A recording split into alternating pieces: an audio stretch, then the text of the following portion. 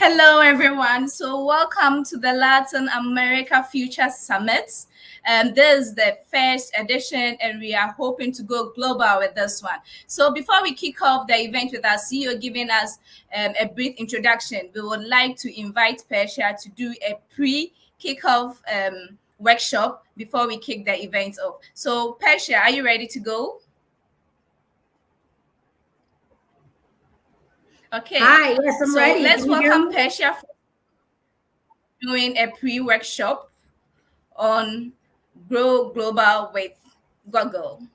Yes, absolutely. Thank you for having me. Okay, guys, let me get my presentation shared.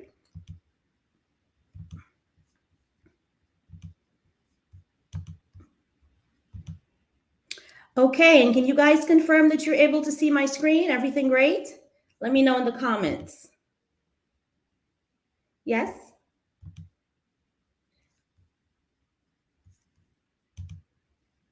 All right. Okay, so let us get started. It is a pleasure, as always, to be a part of yet another amazing GSC Summit. Happy Friday, everyone, and welcome to this morning session on how you could possibly expand your business globally with Google's Market Finder. My name is Patia Abdulrazak, and I'm presenting to you live from Harlem. I am particularly excited to be a part of today's presentation because it is the Latin Future Summit, and I was actually born in Guyana, which is in South America, and I lived in Venezuela for many years. So this summit has extra meaning for me. In case you're unfamiliar, Grow with Google helps people across the United States to grow their skills, careers, and businesses by offering free digital tools and training and access to resources, usually in collaboration with partners like GSE. In today's workshop, you'll learn about Google's Market Finder, which is a free tool that allows you to identify new potential markets, discover helpful operational information, and to start selling to customers at home and, of course, around the world. This is today's agenda. We'll start off by discussing the benefits of exporting, and then we will explore how Google Markets Finder works, including how it can help you to explore markets, plan operations, and advertise your business to a global audience. As always, I'll close out the session with a really quick recap and some additional resources that you can access on your own time. First, let's start by setting the foundation and exploring some of the reasons why you should consider exporting, and maybe if exporting is a little bit too much in terms of an international landscape, maybe just expanding your footprint within your own country. Today, nearly 5 billion people are online around the globe. And because of this, the opportunities to find and engage with new customers are limitless. What's more is that customers aren't really as concerned as you might think about where a business is based. And when I explain this, I like to say, for a minute, let's take off our business owners' hats and let's think about ourselves as consumers. Think about the businesses that you love and support.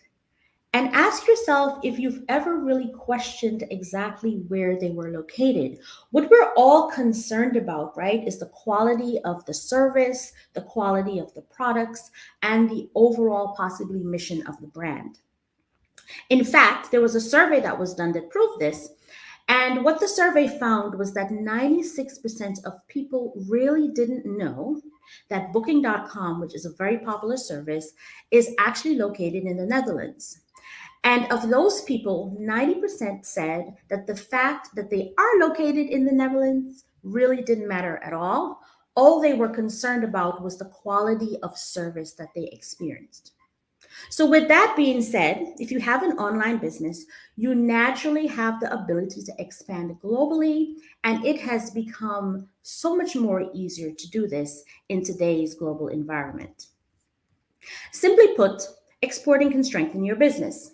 Exploring new markets puts you in a position to attract customers, which can then lead to business growth and, of course, more revenue. In addition, small businesses export Small business exports contribute significantly to the US economy. And according to the US Chamber of Commerce, exports generated about $541 billion in output in 2017, and as a result, supported more than 6 million jobs. Also, according to the US Small Business Administration, 96% of consumers live outside of the United States. I bet you guys weren't expecting that, right? So think about the potential for growth if you expand, even if it's just maybe one additional country, right? And that will become more exponential as you explore and expand into even more markets. So global markets open up access to things like additional resources, a new base of customers, and possible advantages over your competitors at home. You also may get access to a multinational talent pool, as well as government incentives for businesses investing in certain regions of the world. Simply put, it no longer takes years for a business to go global. If you're a small company in an unusual sector, don't be put off by the fact that maybe this does not apply to me. 2 out of 5 companies with fewer employees than 10 people are already doing business in at least one high growth market. So, this really is for everyone if you're smart and strategic about this. Think about this for a second. Companies like Spotify, Netflix, Uber, Airbnb, and Tinder all took the same first steps as you would need to take. And if you're familiar with the genesis of these companies, you would know that many of them started in somebody's home office or somebody's basement or somebody's garage. So, it's not about how small you are, it's just understanding the opportunity and equipping yourself with the tools to take advantage of those opportunities. Okay, so selling overseas can help your business in a variety of ways, including increasing profits and competitiveness, as well as helping to spark innovation. Selling globally can boost your business profile, both at home as well as abroad. And as you expand to new markets, you create a larger commercial footprint for your brand. So, a little mini exercise for you. Pause for a minute and think about these questions as it relates to your particular business, right? How might your business benefit from exporting? What kinds of products and services may you be able to export? And if this is a totally new concept for you, then think about the questions that you have, write them down, because hopefully at the end of this presentation, you will have some insight into how you can actually address those questions using Market Finder. So, what is Market Finder? I'm pretty sure that you have a lot of questions about how you, especially if you're a small business, can begin to sell globally. The great news is that Google's Market Finder tool, which is a free tool, can help you to answer many of those questions. So, what exactly does the tool do? Market Finder uses details from your business's website to recommend markets where consumers are most likely to buy your products based on research data. So, this is definitely data driven. You're then able to use those insights into the recommended markets to begin to create a marketing strategy to reach customers in the recommended locations. And of course, based on the recommended location, you will then select an initial target location that you will decide to move forward to. The tool also offers advice on operations such as taking payments in new markets, shipping, customs, licensing, as well as legal considerations, which are very important. So let's take a look at a small business who actually made this giant leap and did it successfully. The name of the business is Strider Sports.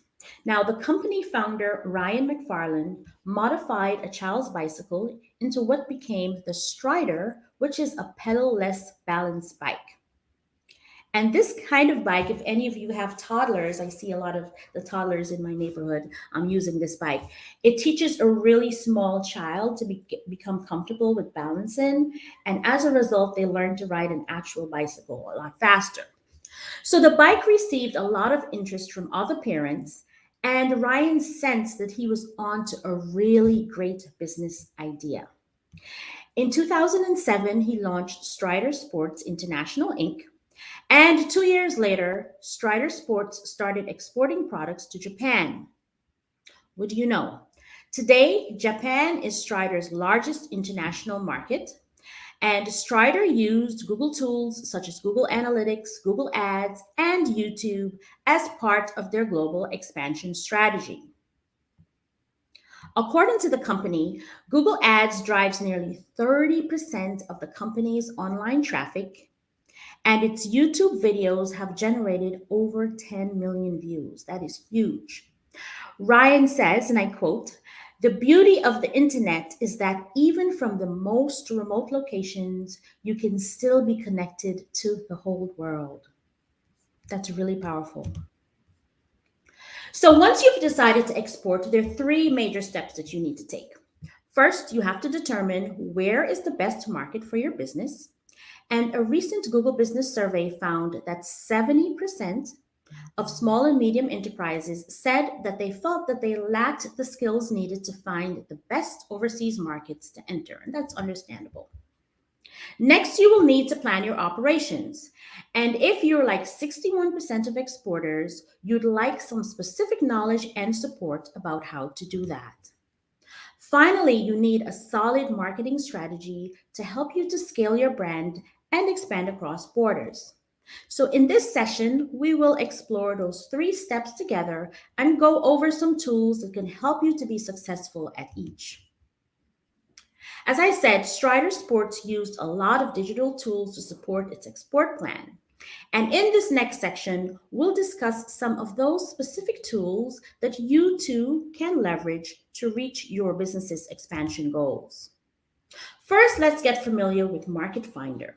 Now, if you're following along today, you can actually go through these steps with me on your computer. If not, no worries, just make some notes. And then later on, I'll share some resources as to how you can continue to upskill on this topic. So the first thing you would do is to go to g.co/market finder to use the tool.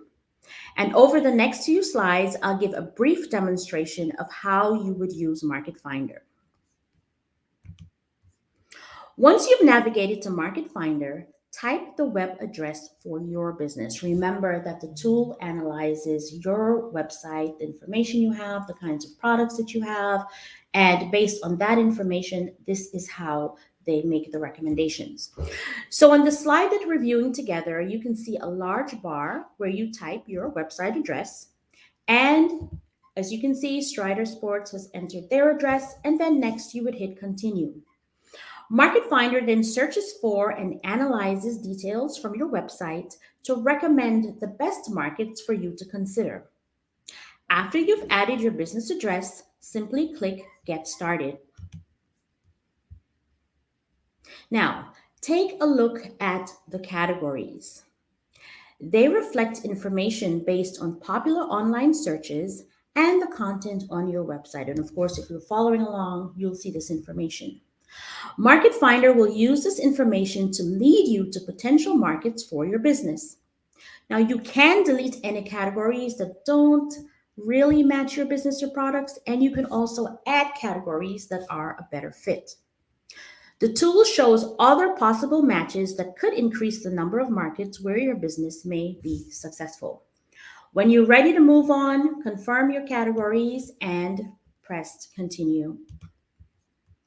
Next, Market Finder will ask where you are interested in expanding your business. Is it within your country, so within the US, if it were me, or globally? So the screenshot that we're viewing shows a page with the heading, Where do you want to sell? And you see the options within the US or globally. Let's be brave today and see what happens when you select globally. Here you'll see a list of suggested markets that would be relevant as export options for your business. In the screenshot we're seeing, the markets recommended are Germany, the United Kingdom, and France. If you were to hover over each market, it would bring up a caption with additional information about the criteria and reasons behind the data, including how many monthly searches occur for products and services in the categories that you chose, how much advertisers are paying in cost per click, how friendly the market is to expanding businesses, and most importantly, how likely consumers in this market are to have disposable income. Does not make sense to expand a market even if there's a need, if there's not enough disposable income to actually support your business. At this point, you'll connect your Google account to go further into Market Finder, and this will be the Google account that's associated with your business, not your personal account. All right, so the image on the slide shows the heading that says Complete Your Profile. The box has been filled out with Strider Executive and the corresponding website address. A big blue button says Sign Up with Google. You will also have the option to receive relevant updates and other information from Google about events and research that can potentially help you to continue to grow your business. After you've completed and reviewed everything, click Get Started. You're on your way. Once you've signed in, you'll be able to take a closer look at the expanded list of your suggested markets. Again, on the screen, there are suggestions of markets including Germany, the United Kingdom, and France. You can then create a short list of up to 3 desired markets, and this will make it easier for you to compare your top choices. From now on or going forward, once you made that selection, the content you see in the operations and marketing sections of Market Finder will be tailored to suit the markets that you have added to your shortlist. And of course, for everybody, you're going to make choices based on the kind of business that you have. So everybody's shortlist will be a little different. Now you have the ability to dive deeper into the 3 potential markets you've selected. Clicking on Country Profile gives you access to information such as population, languages spoken, age demographics, and currency. And this will all be compared to the US or to the home country that your business is located in. On this slide, the country profile is selected, which reveals the information on population size for the United States compared to the 3 recommended markets. Click on the Economic Profile tab to get information such as GDP, GDP per capita, GDP annual growth, household net disposable income, unemployment rates, as well as popular payment methods, and of course, much more. Next, you can see what online behavior is like in these markets. Really good information to know, such as what percentage of the population uses the internet, how many total internet searches are made each month, and the comparison between Android and Apple users. You'll also see recommended bids for Google Ads. The number is an indication of the average cost per click.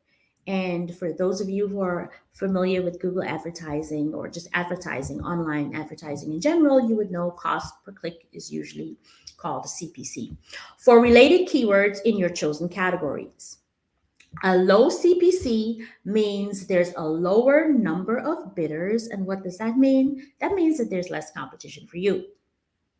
On the slide we're looking at together, Online Profile is highlighted, which reveals a bar graph comparing monthly searches across categories, right, among the United States, because in this case, the comparison, the home country is the US, and we're comparing these figures to Germany, United Kingdom, and France, which are the 3 recommended markets for Strider Sports. Since you'd likely be doing business with consumers in this market online, maybe initially to kind of test the waters, you'll want to know how they use the internet to purchase products and services. And that information can be found under purchase behavior, which is highlighted on the slide that we're currently viewing. Here, you can get information about what devices people use to research products before they buy. And the comparisons would be, are they using desktops, laptops, smartphones, tablets? Really good information to have. Did they use the internet to compare prices? Are they paying attention to online reviews? Or are they just kind of looking for background information? But the actual purchases are happening offline. Many of us use the internet strictly for research, and then when we're ready to make purchases, we still go to the traditional brick and mortar stores. You'll also get insights into what percentage of the population are actually making online purchases. Finally, you'll get lots of insights into the logistics of selling in these markets. This will give you an idea of things like costs that you might incur, very important, and the time that it might take to deal with the regulatory issues, compliance, customs, transit, and all of the things associated with doing business across borders. Once again, you'll see these figures as they relate to your home country. Now that you've identified a few potential targets for exporting, let's look at what else Market Finder can do to help you with the operations planning involved in expanding to new markets. There's a lot to consider when expanding into new markets, and so you need to consider things like taxes, currency conversion, how about customer care?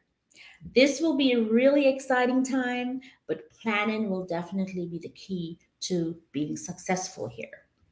So, the slide we're looking at shows the considerations for expanding operations. So, we have things like localization, global payments, customer care, logistics, talent recruitment, and of course, taxes and legal.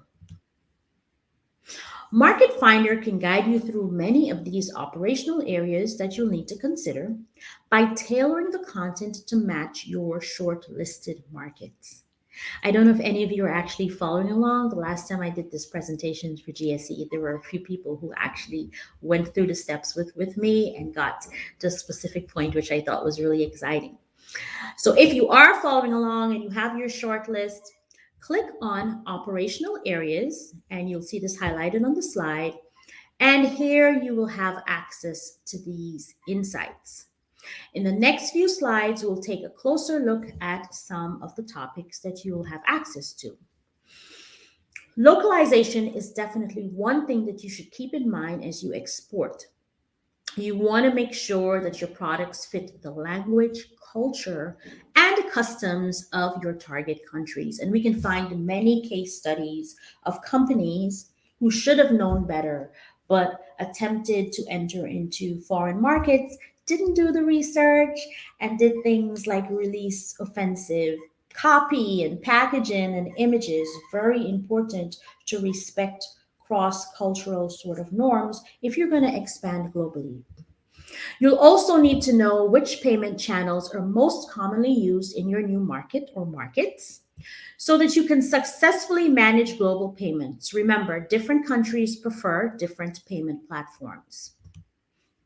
Customer care is another major consideration. You might even consider working with local customer care agents who really understand what the local customer is expecting in these new markets. You might also need a scalable CRM system, and CRM stands for Customer Relationship Management System, to successfully manage customer care. Logistics also get more complex once you start exporting. You really need to plan on how to get your goods into your new customers' hands effectively and how you will handle things like returns. Again, you might consider working with local logistics companies who can help you to navigate the regulations, transportation, and other requirements that they would be more familiar with since they live in the actual country. You also need to consider recruiting talent in your new market. Having local experts on your payroll will help your product sell better and improve your profitability. Local talent can help you scale because they understand how business operates in their own country. Finally, take care to do your homework and get as much information as possible about things such as taxes, fees, customs, and regulations for exporting to those specific countries. These, of course, will vary country by country, and mistakes can lead to high fees and even legal action, which you really want to avoid. Now, the good news is that there are lots of articles, case studies, and guides within Market Finder that you can access to help you dive deeper into these operational planning topics. All right. So if you guys are following along, feel free to make comments. I'll take a look before we go we separate today.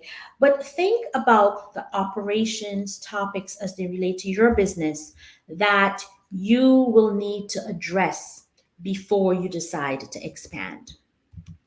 Okay, moving along.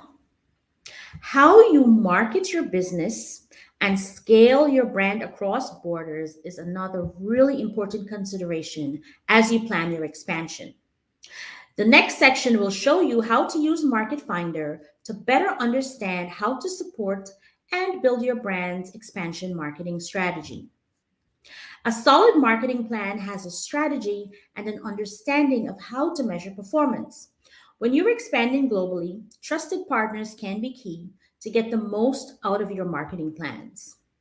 And so on the slide, we're seeing some considerations that you may need to pay strict attention to with relation to your marketing strategy, right? So you need a global marketing strategy.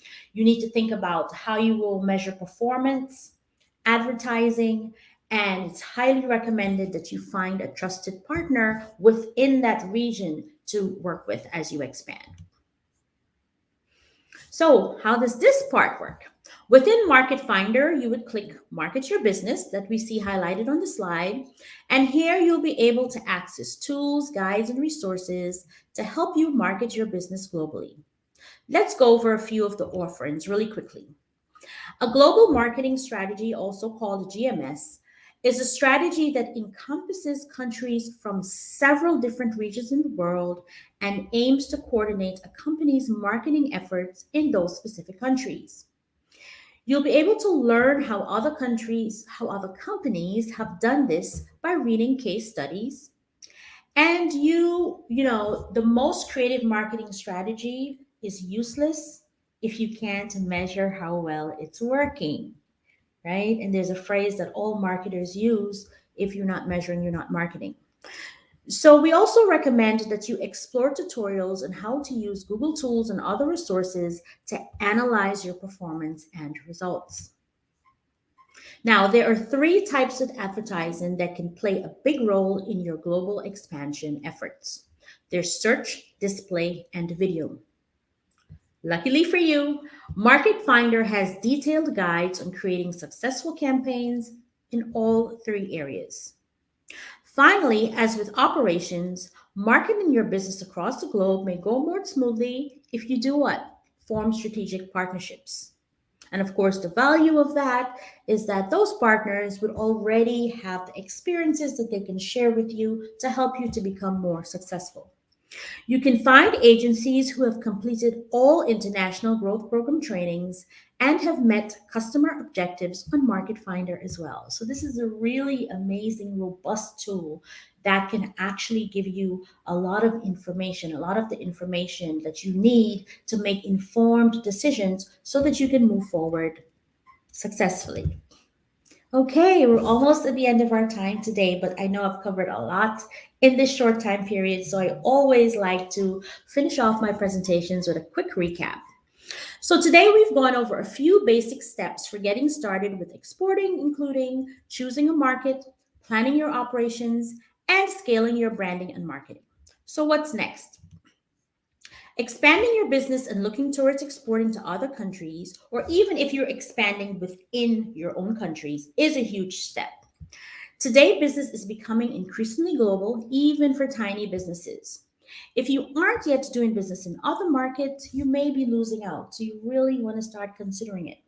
And chances are that your competitors are secretly on their way to achieving that goal if they aren't already there. Taking just one step after today, even if you just start thinking about some of the products that may translate across borders or some of your services is a great first step. All right. And once you do so, experiment with the tool. So the first thing you would do is go to g.co/market finder, add your website address. So you need a website address for this to work. Learn about the potential markets for your business, develop operational and marketing strategies, and over time, this is not an overnight thing, you will be able to join other small businesses that are selling globally. All right, so these are your actionable next steps. Okay, now the third thing that you should do is to always keep learning. And in the next two slides, I'm going to share some more digital tools and tutorials that may benefit you as you consider expanding globally, or even if you're not ready yet, just for you to continue to expand your business and to market yourself effectively. Okay, so if you want to sharpen your business and marketing skills, check out Primer. This is a free app that's available for both Android and Apple devices that gives you access to a series of short, fun lessons that are less than 5 minutes each. Another great resource is Google's Quick Help videos, and you can check out the playlist at g.co/grow/quick help. And here you get answers and learn how to make the most of Google's tools in just a few minutes. Finally, to learn about all of the resources offered by the Grow with Google program, you can simply visit the main website by going to google.com/grow. Okay, you guys, that's my time. I hope that this was information packed, and I hope that you guys learned a lot.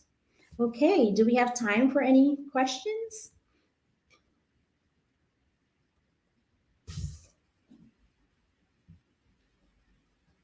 Look into the comments and see.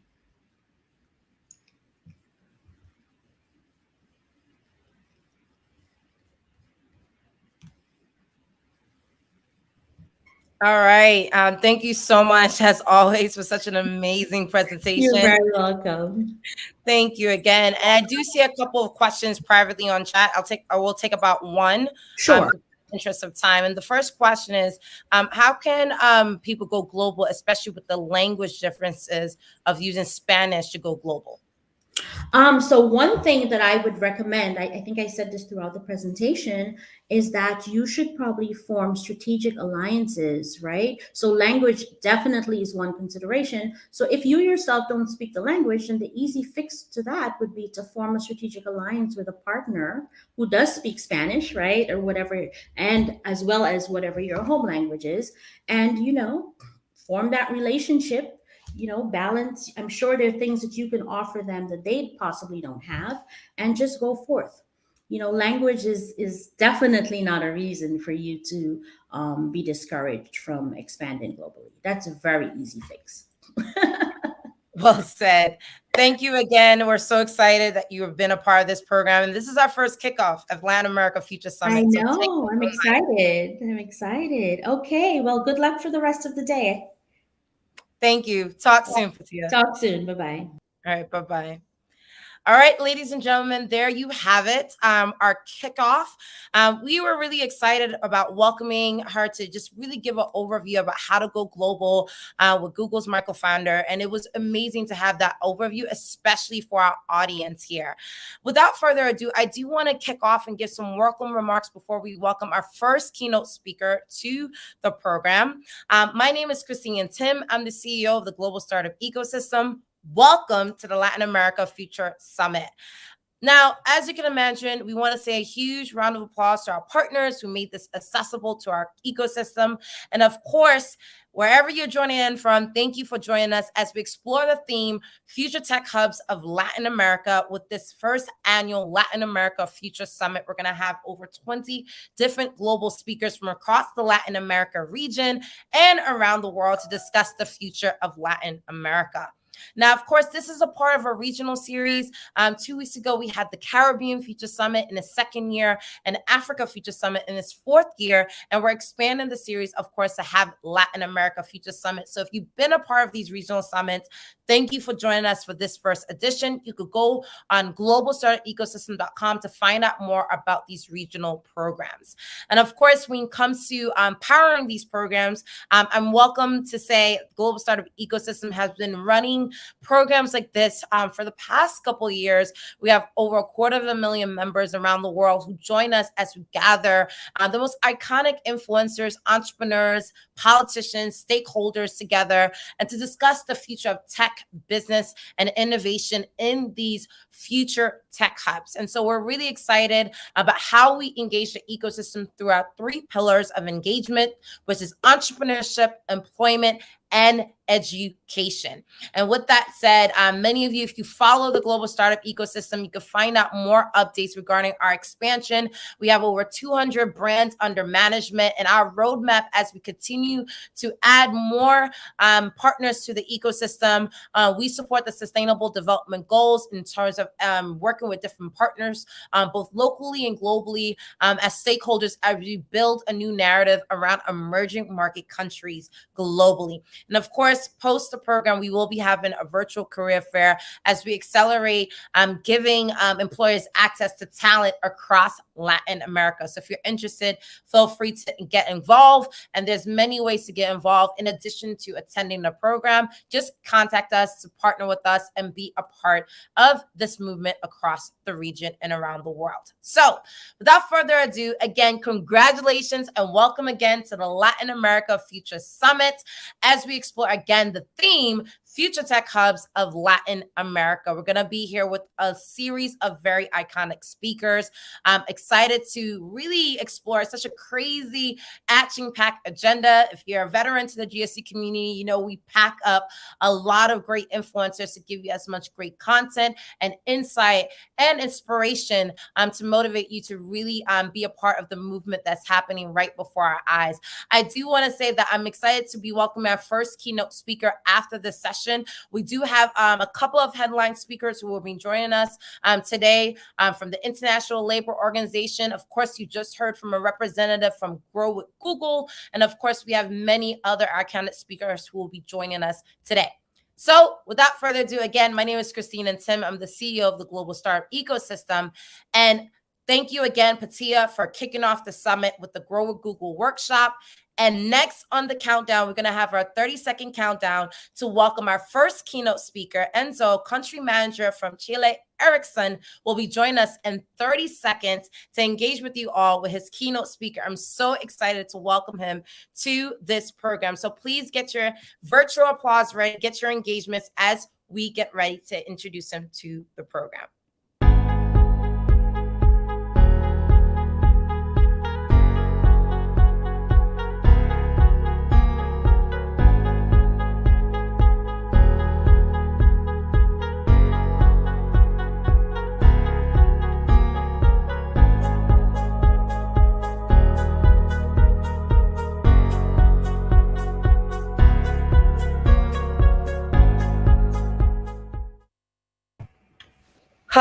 Hello, and welcome to the Latin America Future Summit. It's an honor to welcome you to this program. I pass it over to you. Thank you again for accepting our invitation. Thanks, Christine. Welcome, everybody. Thanks for giving me this opportunity to talk with you. My name is Enzo Zunino. I am here in Ericsson, Chile, in the region. And I have been in the industry for more than 20 years. So I have been witness of how this mobile technology has evolved over the years. I remember talking about 2G back then in 1995, on all the way until we're today almost facing the 5G revolution. And in LATAM, we are starting this journey. You can say the following: 1G at that time was about telephony, 2G was about texting, 3G was about browsing, 4G maybe lots of video-based applications, and 5G is coming now. That's not more than a G, as we said in Ericsson. It's an innovation platform. It's really will enable the massification of new use cases, both for the consumer but also for the enterprise. It's in our vision as Ericsson is key for the economic progress of the countries. By 2030, we believe that 5G will contribute for more than 5 points to the growth of the economy of the country. So it's quite relevant, and we are really focused to make this happen. And it's happening today. 5G around the globe, we have today more than 175 network lives in commercial operations. Ericsson operates and gives the technology for almost 100 to them. So we have a global vision of what's happening in the market. So our mission to LATAM is bring this global experience, share it with our customers, help them to really take the most out of the technology. Each country in LATAM has a different reality. So we need to work closely with the operators, with the government, with the universities to really develop a strong ecosystem and a strong number of small partners, startups that can develop new applications for 5G. 5G is an open system. It's a system that brings very specific and key characteristics like much higher performance, extremely low latency, hyperconnectivity. In the actual mobile networks, we are seeing millions of connected users. In 5G, we will see billions. Why? Because it's coming let's say, the connectivity of the things. Everything that will be beneficial to be connected will be connected to a network. So this new reality give us a responsibility to really help the operators to develop new applications, to reach new markets, to reach new segments. And on this is quite relevant that we work closely with all of the local partners. Today, 5G has around 380 million subscribers worldwide. We project that by 2026, this will reach 3.5 billion subscribers. 5G today carries out 10% of the global traffic of mobile networks. By 2026, this will jump to 50% of the global traffic. Only 25% of the population has 5G service today. This will jump to 60% in 2026, and so on. So we are seeing a very fast development of this technology, 2 times faster than 4G. And this is really happening. And in Chile, I'm based in Chile. Chile was the first country in LATAM to give 5G licenses. Brazil, some weeks ago, also did the same. So this is starting to happen in LATAM. We foresee that by 2030, almost $56 billion as in revenues will come from 5G industrial applications, for instance, in LATAM. So it's something that we need to really focus on this. Other important aspect of 5G is that will enable to develop sustainable solutions. With this, I'm talking about especially about smart cities. Okay, and in 20 more years, 2/3 of the global population will live in cities. So if we don't have infrastructure that can control the use of water, the use of efficient energy, transport, waste control, etc., it will be hard. And 5G will really facilitate this. 5G with its hyperconnectivity support will really enable to connect everything on the city. And here we're talking about intelligent buildings, for instance, built with thousands of sensors around it in each floor. So to control the heat, to control the lights, the use of water. And this will be key for the future development. Also, in this respect, we foresee that 5G will create a revolution on the industry. And here we're talking about Industry 4.0. And this will bring a remote control of machinery, safer environments for the operators, much more efficiency, etc. And this will be key. We in LATAM, we have in the radar many applications that can be used for many industries. And here we're talking about mining. Chile, Peru, Brazil are countries where mining is key. ports, intelligent ports, how to manage all the load of the chips in an efficient way.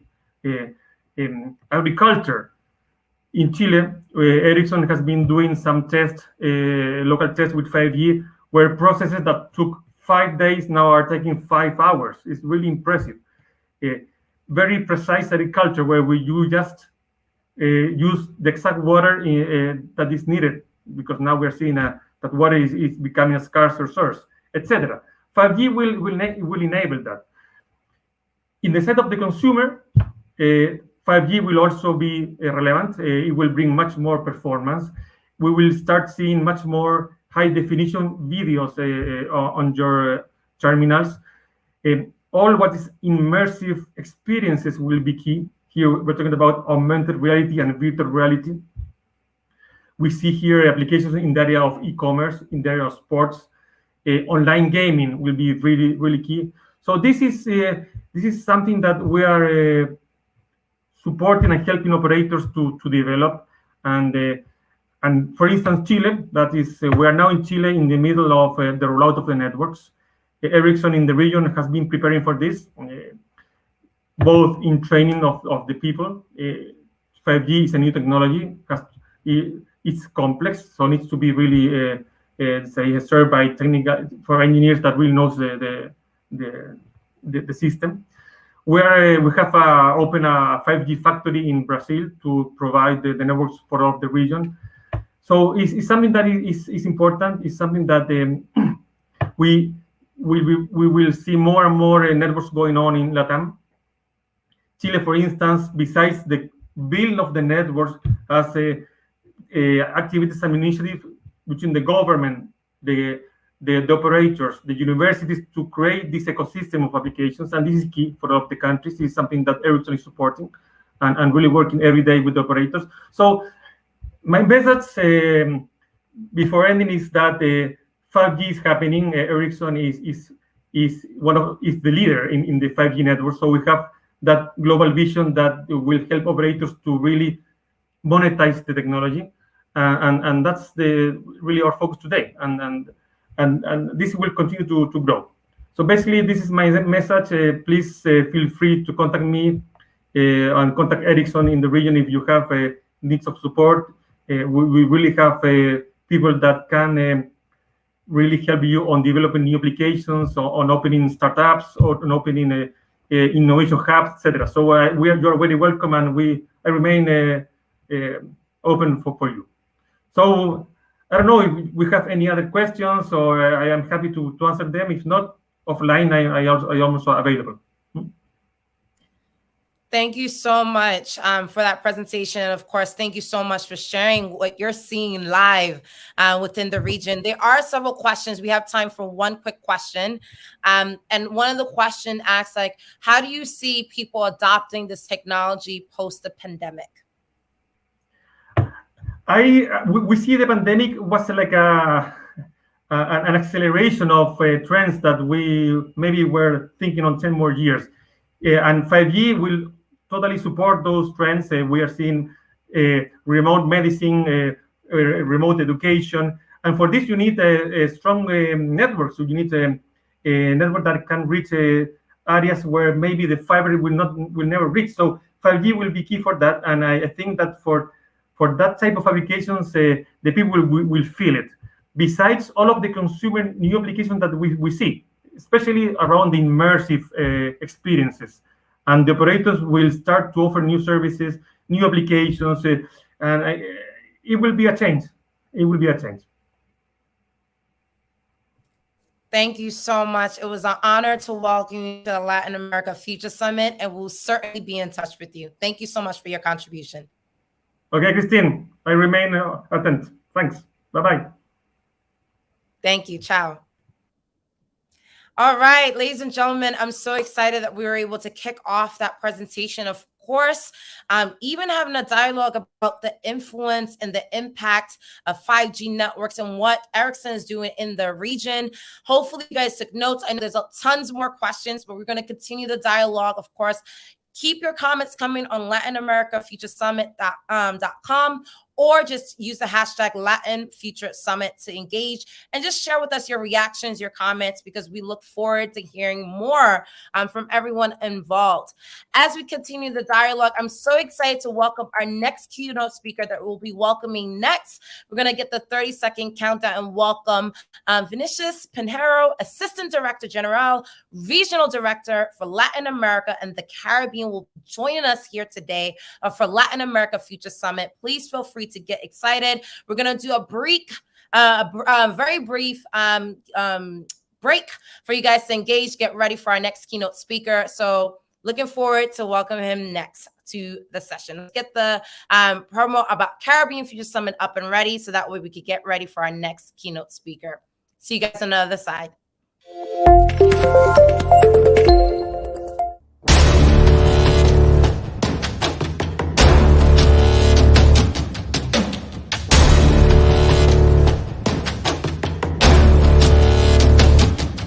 So on this chart, you can see LinkedIn's hiring rate across a couple different countries.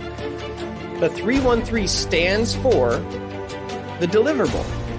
The 313 is a process that will help you to articulate your idea in 3 sentences, 1 sentence, and ultimately 3 words. The pandemic has, in some ways for us as an innovation lab, only accelerated the way we wanted to work, the way we want to put innovation and technology at the service. Whilst we already know that our tourism sector has been completely decimated across the region. So we have to really try and find other solutions. But there are a lot of opportunities in the Caribbean region. As you know, we suffered a major brain drain for many, many years. How many of you have heard this question where you're applying for the job, they say you don't have any experience, but you need experience to have experience?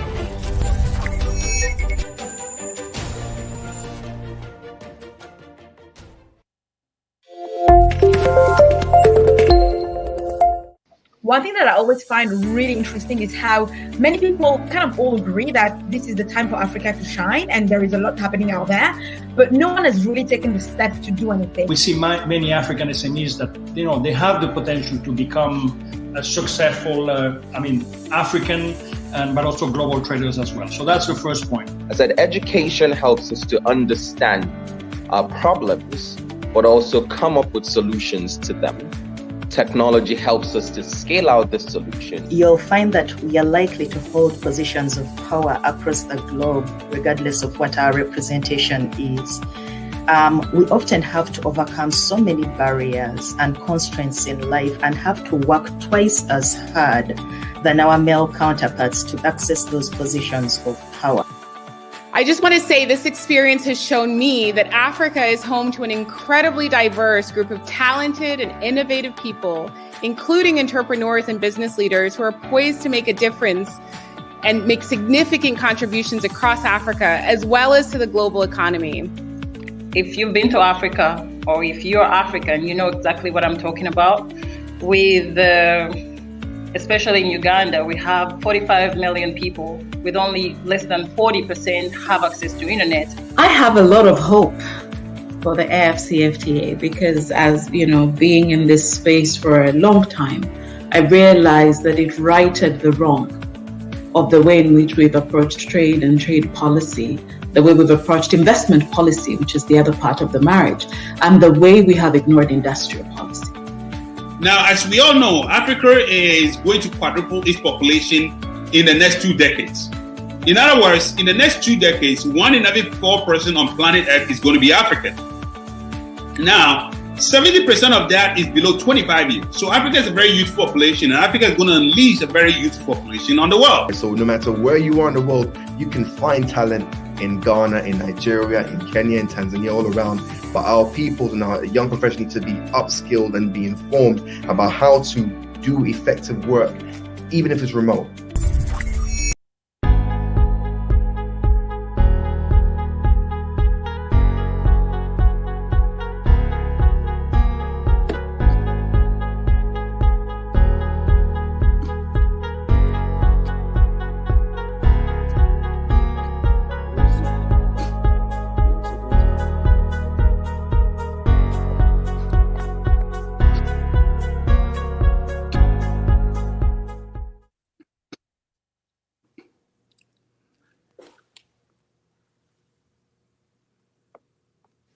All right, welcome back from break. It's my pleasure to introduce our next speaker from the International Labor Organization. Please give a warm virtual round of applause for our keynote speaker, Vinicius Pinheiro, Assistant Director General, Regional Director for Latin America and the Caribbean. Welcome to the Latin America Future Summit. I pass it over to you. Thank you so much.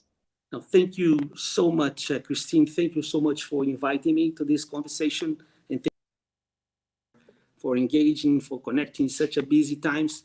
Look, I work for an institution and for something that I really, really believe in. I think this is a privilege, but it shouldn't be a privilege. Everybody should work, and make your livelihood out of something that you really trust and really believe. In my case, I work for this organization, International Labour Organization, which is part of the UN family. Nah? And our objective, our mission, is to make sure everybody that want to have a job should have a job. And not any type of job, but what we call a decent job, a job with quality. Nah? So our mission is to put people at work, or to get people to in particular companies, nah? To create more employment. So our main goal is to, full employment, productive employment, and to get employment and decent employment for all. So that's our main mission. Huh? So we are an institution that works for social justice. Now we believe that a job is not something, it's not only a commodity. No? It's something that gives you dignity, gives you a value within your society. So this is our main thing, our main mission. This is what we have been doing since 1990. We are one of the oldest UN organizations. Now we just completed 100 years in 2019. So having said that, of course, the challenges are enormous. In particular, if you look at the impact of the pandemic, right? So our region has been by far the most affected region in the world, both on sanitary and health terms, but also on socioeconomic terms. We are talking about 49 million jobs that simply were vanished. 2.7 million enterprises that also bankrupt, kaput. And this is critical, because of course, if you don't have a job, you don't have for most of us, you don't have a means of living, right? So we're struggling. And we all know that part of this heavy impact that we suffer with the pandemic has to do with what we call the pre-existing conditions, borrowing a health term. That our region faces, which has to do with very high informality and very low social protection, a lot of social protection gaps that need to be addressed. So those of you who went sick, how difficult it is to confront a pandemic like this without a health system, without enough UCI beds to accommodate the needs, or without, for example, a social protection system that can afford to pay you, unemployment insurance or a cash transfer, or without fiscal space to give, for example, a support to SMEs, to small and micro enterprise, to survive and to struggle over a period like this. Things that were done easily in developed countries, in US, in Europe, just to have an idea, in all Latin America and the Caribbean, there are only 6 countries with unemployment insurance. Unemployment insurance, imagine, is one of the most important, type of schemes that a country has to confront a problem like this. So that's what we do. Now we try to support governments, workers, organizations, and also employees organizations and companies to create good conditions to create employment. So employment is our goal. I think everybody that want to work should have a job, and that's what we have been doing, in particular now, since the pandemic has started. Now we have our headquarters, our regional headquarters are here in Lima, Peru, and our global headquarters are in Geneva. And as we speak, of course, we are going through a recovery, economic recovery, which are reflected already in some good indicators in terms of GDP growth, right? So you see Peru, for example, is forecasted to grow 11% this year. Some of the Caribbean countries are also rebounding very quickly, and in a very robust way, I have to say. But the recovery will still be fragile if it doesn't impact the labor market. And this is what I'm saying. We're seeing growth, some here and there, boosted in particular by commodities. Of course, copper and soil and meat, everybody is happy. Bananas, fruits are booming everywhere, of course, and this has an impact on GDP. But unfortunately, this export sector, this commodity sector, doesn't have huge impacts in the internal labor markets. The multiplier effects, as we say, are very limited, right? Because actually, if you look at the mining, for instance, it's just like a few number of workers that actually are engaged in mining, even big agriculture, right? So these machines, on the field. So we are very concerned that the recovery is not being translated in good jobs, in enough jobs, and in good jobs. Actually, if you look at what's happening, for example, a typical case, someone who was working in a restaurant on the tourism sector, lost a job because tourism collapsed, and now is working in delivery, apps, platforms, and it's working more hours, sometimes 52 hours, without any protection, without any contract, and they call the person the partner. So sometimes I call a cab, I call a car, and then I got the message, oh, our partner is going. You see, the partner is someone that's working 52 hours and not making money without any access to social protection. If there is an accident, for example, there's no protection, So we are kind of struggling with these issues. We're looking at labor markets, looking at rights, because we think that, as I said, employment is not just a commodity, right? Something that gives you a sense of living, right? So that's why I invest a lot in terms of getting the right people in the right jobs. And as we recover from the pandemic, of course, there were a lot of struggles, and in particular, service sector, informality, which amplified the impact of the pandemic. But there were also a lot of opportunities, in particular in the digital economy, because in particular in the digital economy, the future of work, arrived without notice, and it's happening now. So things that we were kind of forecasting for decades, perhaps 20 years, 30 years, are now happening. The expansion of the teleworking, the expansion of the e-commerce, and the opportunities that it generates for people like you, people that are driving, the innovation. And this is, I have to say, this is the future, and this is the what gives us, optimism in terms of how we will reshape the economy of the region. Because in many countries, what you're seeing is what we call the primarization of the economy, desindustrialization. See, countries like Brazil were exporting 60%, were industrial products, now it's 40%. Argentina is going through a decentralization process that's quite impressive as well. So basically, we're coming back to 19th century in terms of economy.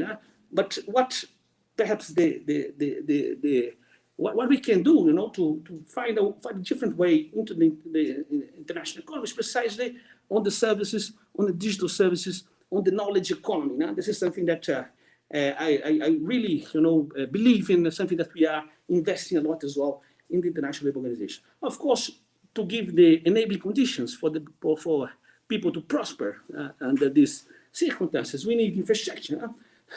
I got France 24, 24, asking me, about robotization of cars, the driverless cars, and I say, look, the one who write the algorithm to drive in the Latin America streets, with all the holes, this person is probably going to get the Nobel Prize, because I can't see, a robot moving around our roads. So first, we need a good infrastructure, of course, infrastructure in terms of roads, but also in terms of technology, of spaces, of digital offers, in terms of increasing the access to digital services, and getting this not only with quality. So we still need to address this gap.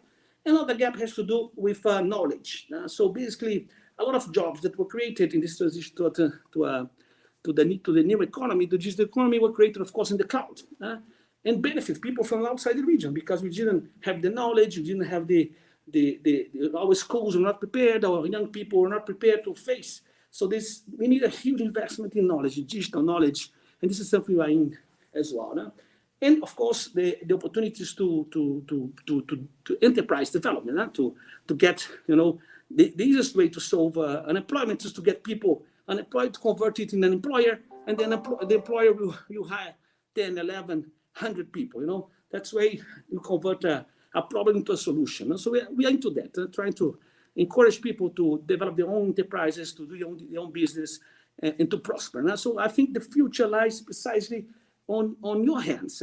And also the solutions to basic problems, like formalization. Formalization is a big issue. Have been working on this for decades, but we're not moving too much. 50%, 1 in 2 jobs are informal. So how can we use technology to increase formalization? How can we use technology to enhance social protection, to identify possible beneficiaries, to make payments? One of the big problems we had in the pandemics is that we didn't know how to whom to pay and how to make the payments, while everybody has a mobile phone.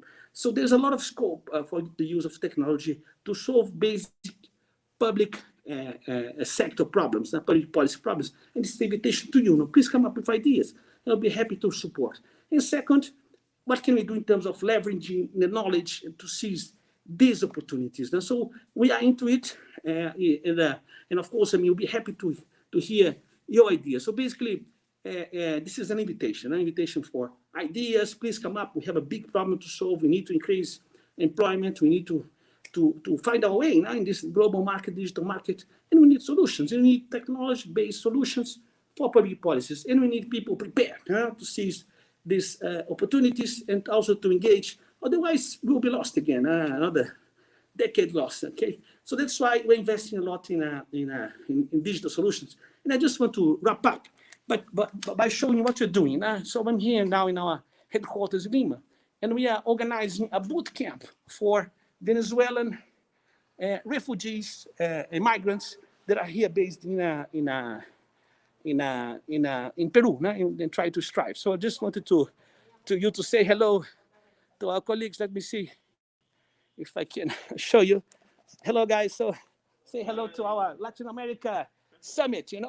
So we're trying to enable them, to provide them with the tools, for them to develop coding skills and also to participate in this global market. And you see the type of participants that they have. So that's what we do. And if you want to work for us, most welcome. Just one thing, we need to believe in social justice. Otherwise, you don't pass our recruitment test. Thank you so much, and I wish you all a great continuation. Thank you so much. I'm sorry I have to disconnect because I have our Venezuelan and Peruvian guys waiting for me. Thank you so much. Thank you so much for your presentation. It was so well received, and it was a pleasure to welcome you to the Latin America Future Summit. Bye.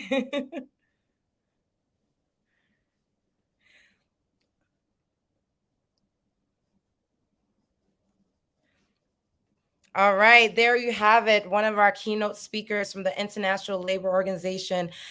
Really an honor to have him even share live what is happening right there in front of him, how he's like enabling just startup entrepreneurs and influencers in the region to really be empowered. So again, another round of virtual applause to our keynote speaker. Really an honor to have him. As we move up the lineup, I'm looking forward to welcome our next keynote speaker to join us here today for the Latin America Future Summit. Please get ready. We're going to take the 30-second countdown to introduce Carlos Francisco, VP of Latin America, Head of Business Advisory Services at SAP, is coming up next.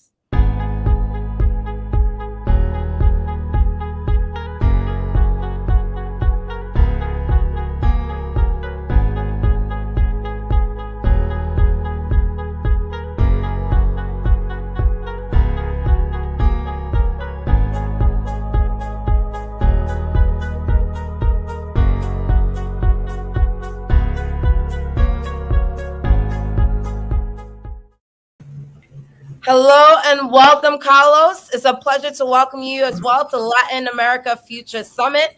Ladies and gentlemen, please give a warm virtual round of applause to the VP of Latin, Head of Business Advisory Services at SAP Pioneer. Welcome again. I'll pass it over to you. Thank you, Christine. Can you hear me well? Loud and clear. All right, perfect.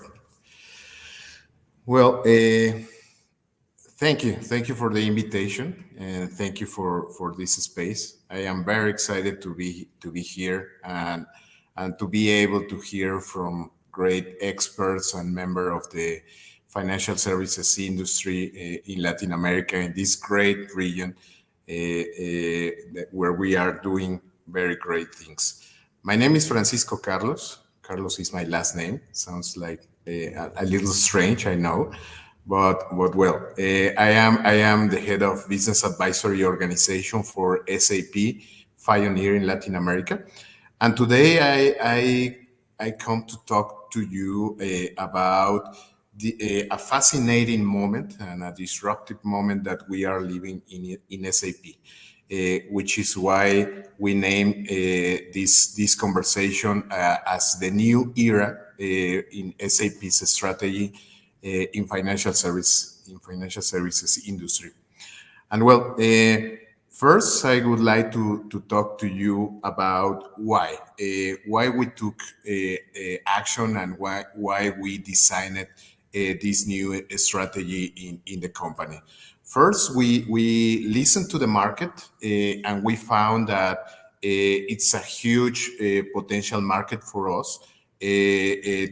Almost 23% of the global IT spend is coming from this industry.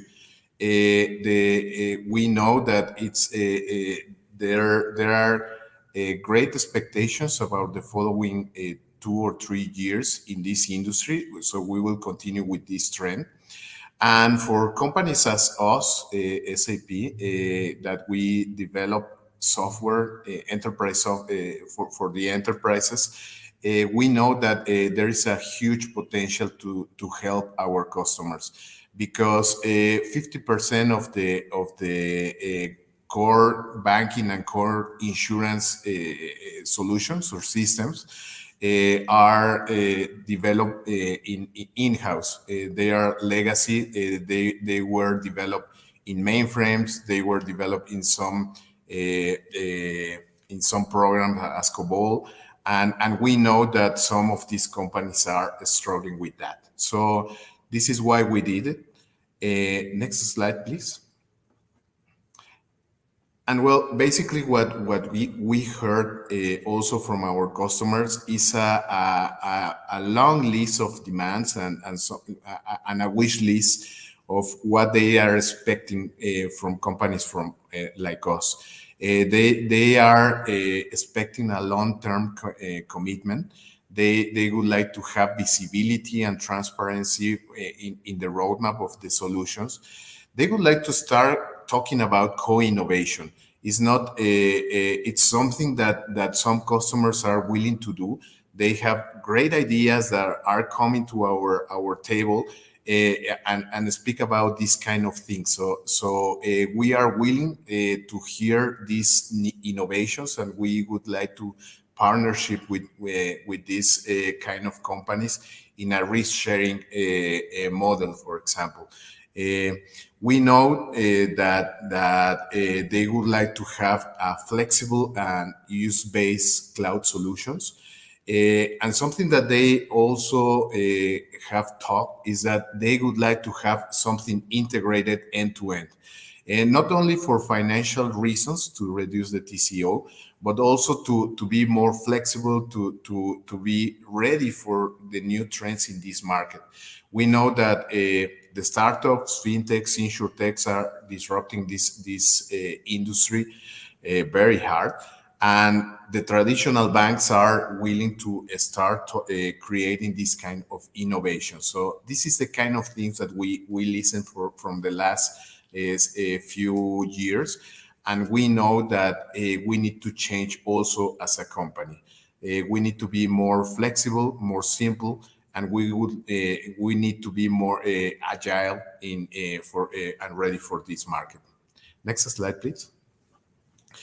So, well, based on that, we took a hard decision. We don't believe in the luck. We know that luck is what happened when preparation meets the opportunity. And we were at the right time, in the right moment, and we were ready to do that.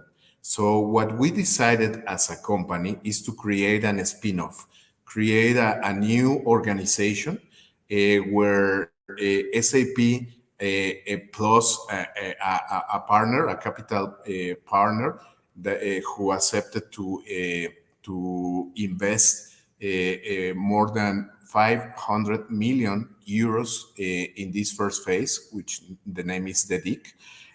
So this company accepted to do that, and we created a separate organization that is branded by SAP. We are part of this family. The SAP transfer all the intellectual property of the industry solutions. SAP also transfer a big amount of people, not only in the development team, but also in the consultancy and the go-to-market team, in order to create this new organization that we announced in the second quarter of this year, and the new name is SAP Pioneer. Some of the analysts told very good quotes.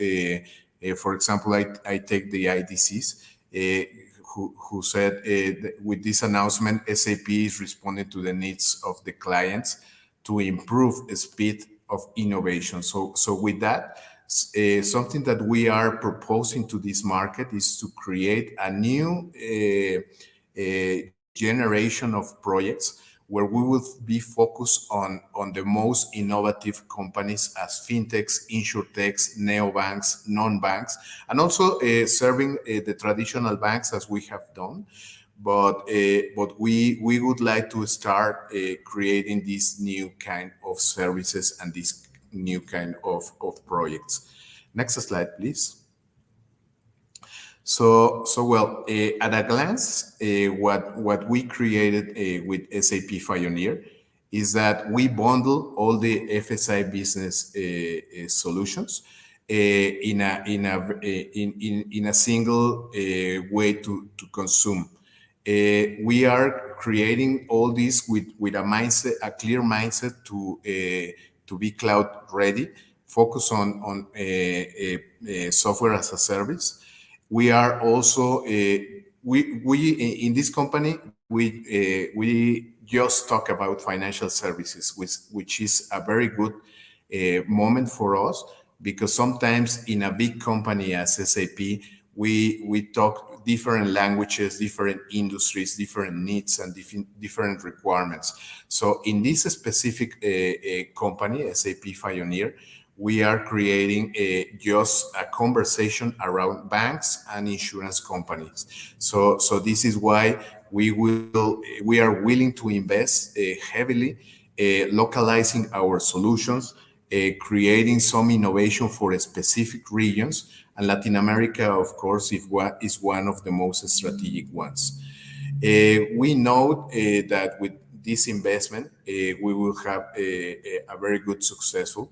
And the vision basically, please go ahead with one click, is to become a global leader in this arena, in the financial services software solutions and platforms, and as I mentioned, enable our customers to innovate and transform their business. Something that we know that we are willing to do, for example, with some of our top customers in the region, is that they don't want to do a core banking implementation that took several years and a lot of money to do that. It's not a big bank.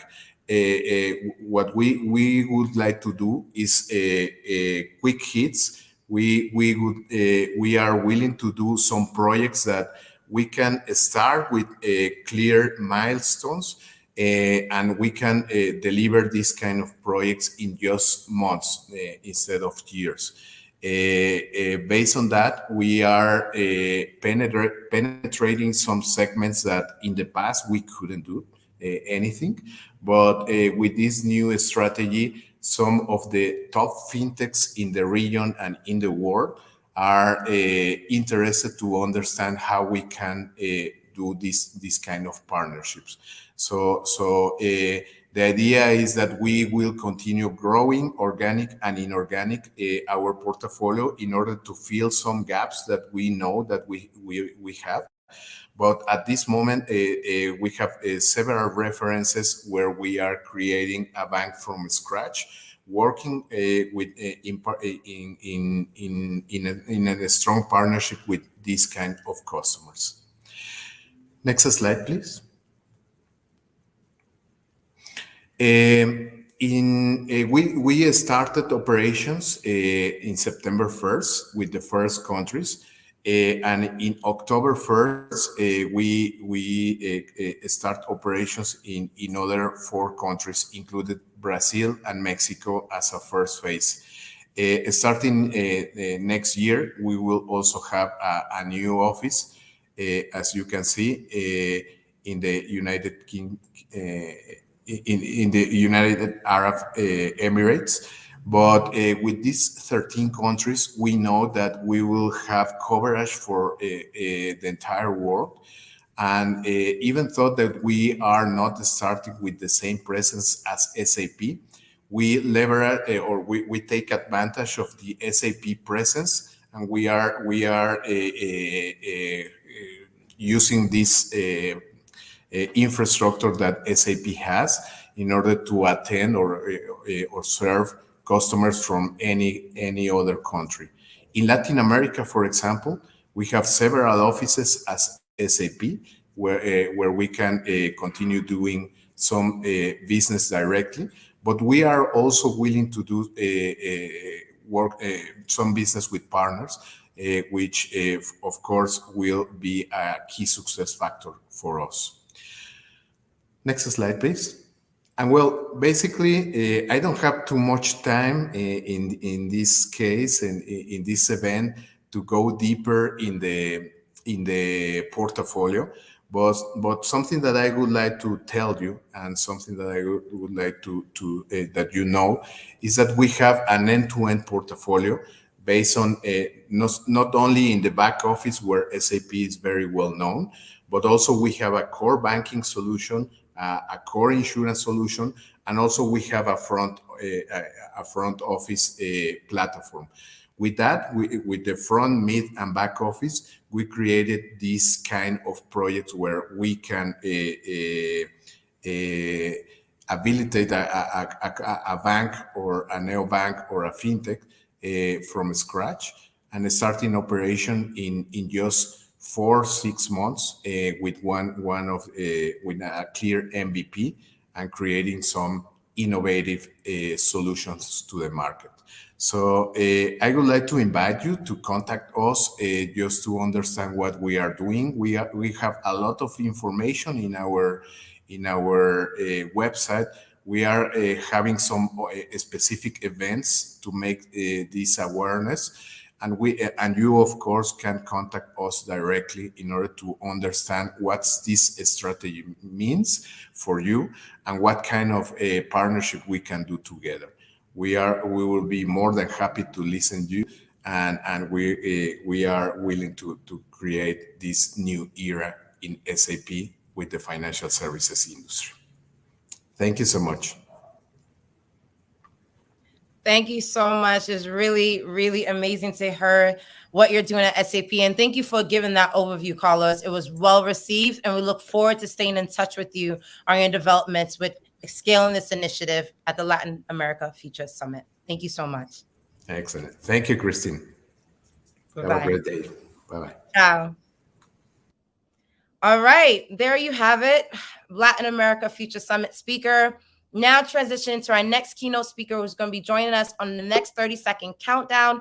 I'm looking forward to welcome Esther Riverol, founder and CEO of Alditum Business, will be joining us next, followed by our last keynote speaker before our kickoff panel. So ladies and gentlemen, let's get the 30-second countdown ready for Esther to join us.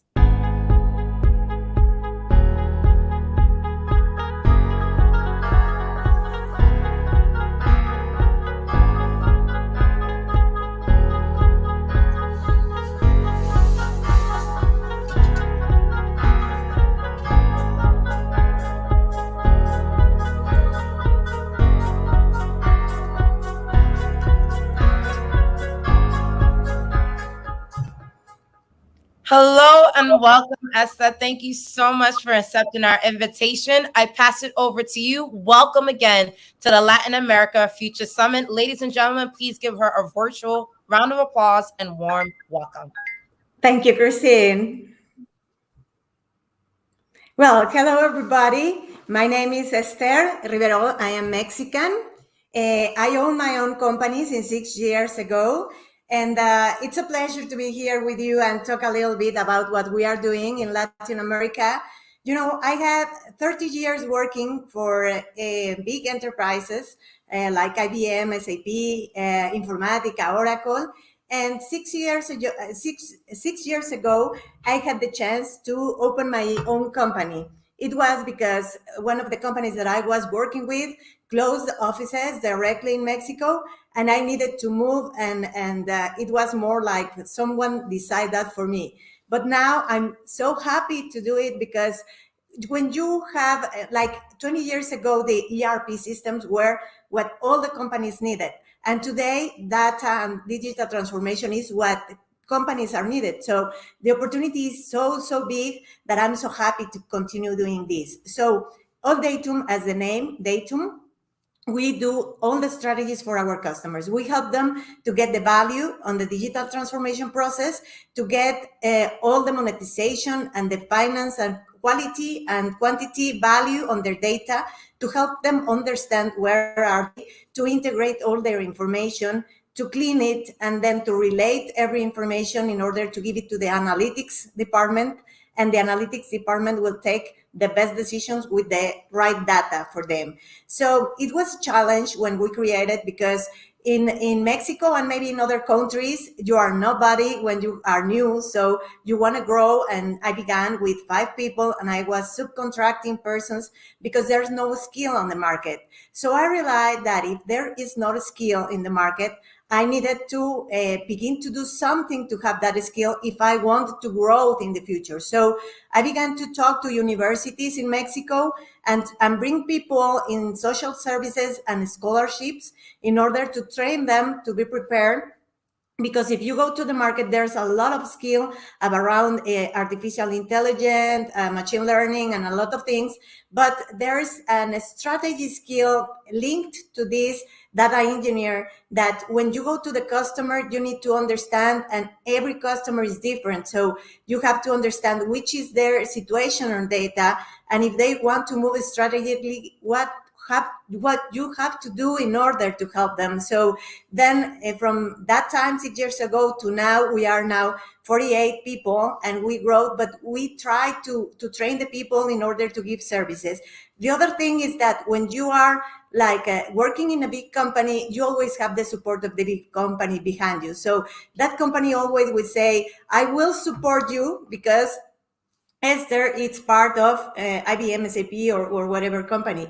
When you create your company, the only thing that you have to do is to show and demonstrate, based on your reputation, your branding, and your values, that you can give that support. So what we did was we sell to big customers, and we prove them that we are able to give them value. So we invest on time with people, do proof of concepts, and show them investing with no any charge, that we can give them value. So when the customers give us their information, and we profile the information, and we begin to give them all what we find inside, they are so happy, because they begin to realize that they are working today, taking decisions with not having the right information. So that's something that we are doing around. We have been doing more like 20 in these 6 years proof of concepts. We learn in each proof of concept because each customer is different.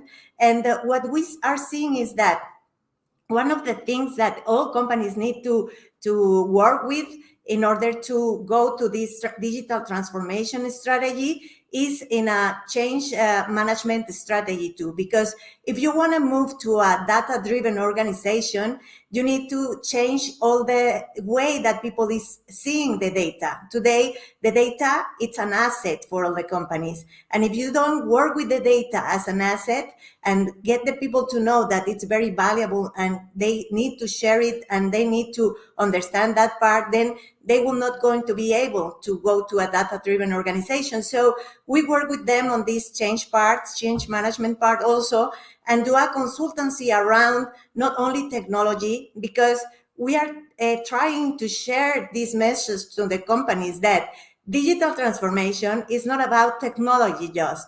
Technology today, we have a lot of technology to make this real, but it's also a matter of people who is going to be there, and also processes that if you don't have, you have to begin understanding, and a step-by-step phase to do it. You cannot eat the whole cake. You have to do it by step, and we help them doing that. Also, because for example, an example in the pandemic, we all began to buy on e-commerce. So now the e-commerce, it's a very important way of approaching the customers. But what happens when you implement all this digital transformation with artificial intelligence in order to know which is the preference of the customers and that, and in your supply chain, you don't have that in your processes and your partners on letting them know very fast that the product that they will need, it's going to be something and they needed to do it very fast. So you need to understand that the digital transformation is a full thing from the beginning of the process, and the persons and partners and everybody around until the end when you deliver and have the customer experience that it's all in the mouth of the people right now. So what we do is that, but we do it with data.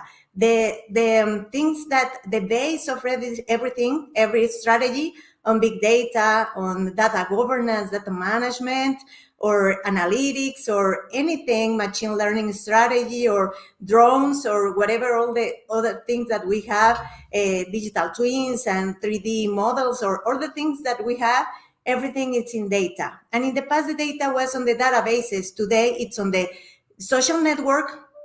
Everybody is talking about you, so you have to have a very good use of that because everything is digital. And also we know that many people is not digital, so we need to help them.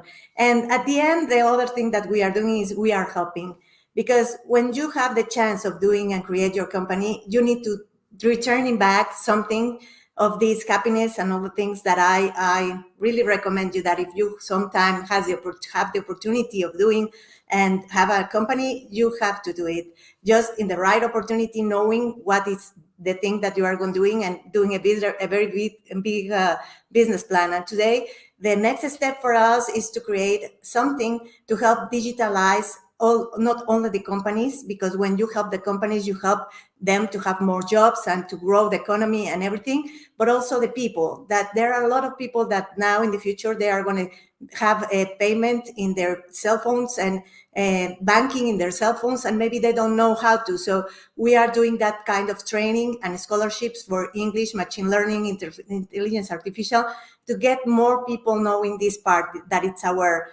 we love to do this. It's our passion to do that. So our company is Soldatum. I thank all my daters that are the people who work with me, and I appreciate them that we are growing year by year. And thank you for inviting us on this forum. It's a pleasure to be here. Thank you so much, Esther, for sharing your knowledge and your experience and what you're doing in your community. It was an honor to welcome you to the Latin America Future Summit. Thank you, Christine. Ciao. Ciao, ciao. Ladies and gentlemen, there you have it. Keynote remarks from Esther, founder and CEO of Altitude Business, sharing not only her background in corporate, but also transitioning to making an impact with her business. Let's keep the countdown going as we transition to our next keynote speaker. Kareem Alain Bertrand, Chief Sales Officer at Smart Message, is going to be joining us in the next 30 seconds. Let's get our energy ready for our next amazing speaker at Latin America Future Summit.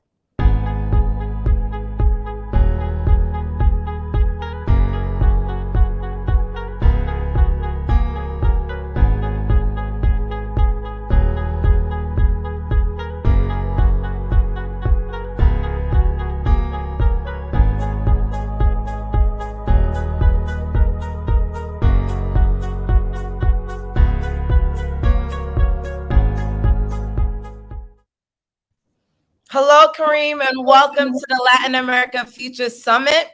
It's a pleasure to welcome you, and we're so excited to have your keynote remarks. I pass it over to you. Thank you again for joining us. Thank you so much for having me as well.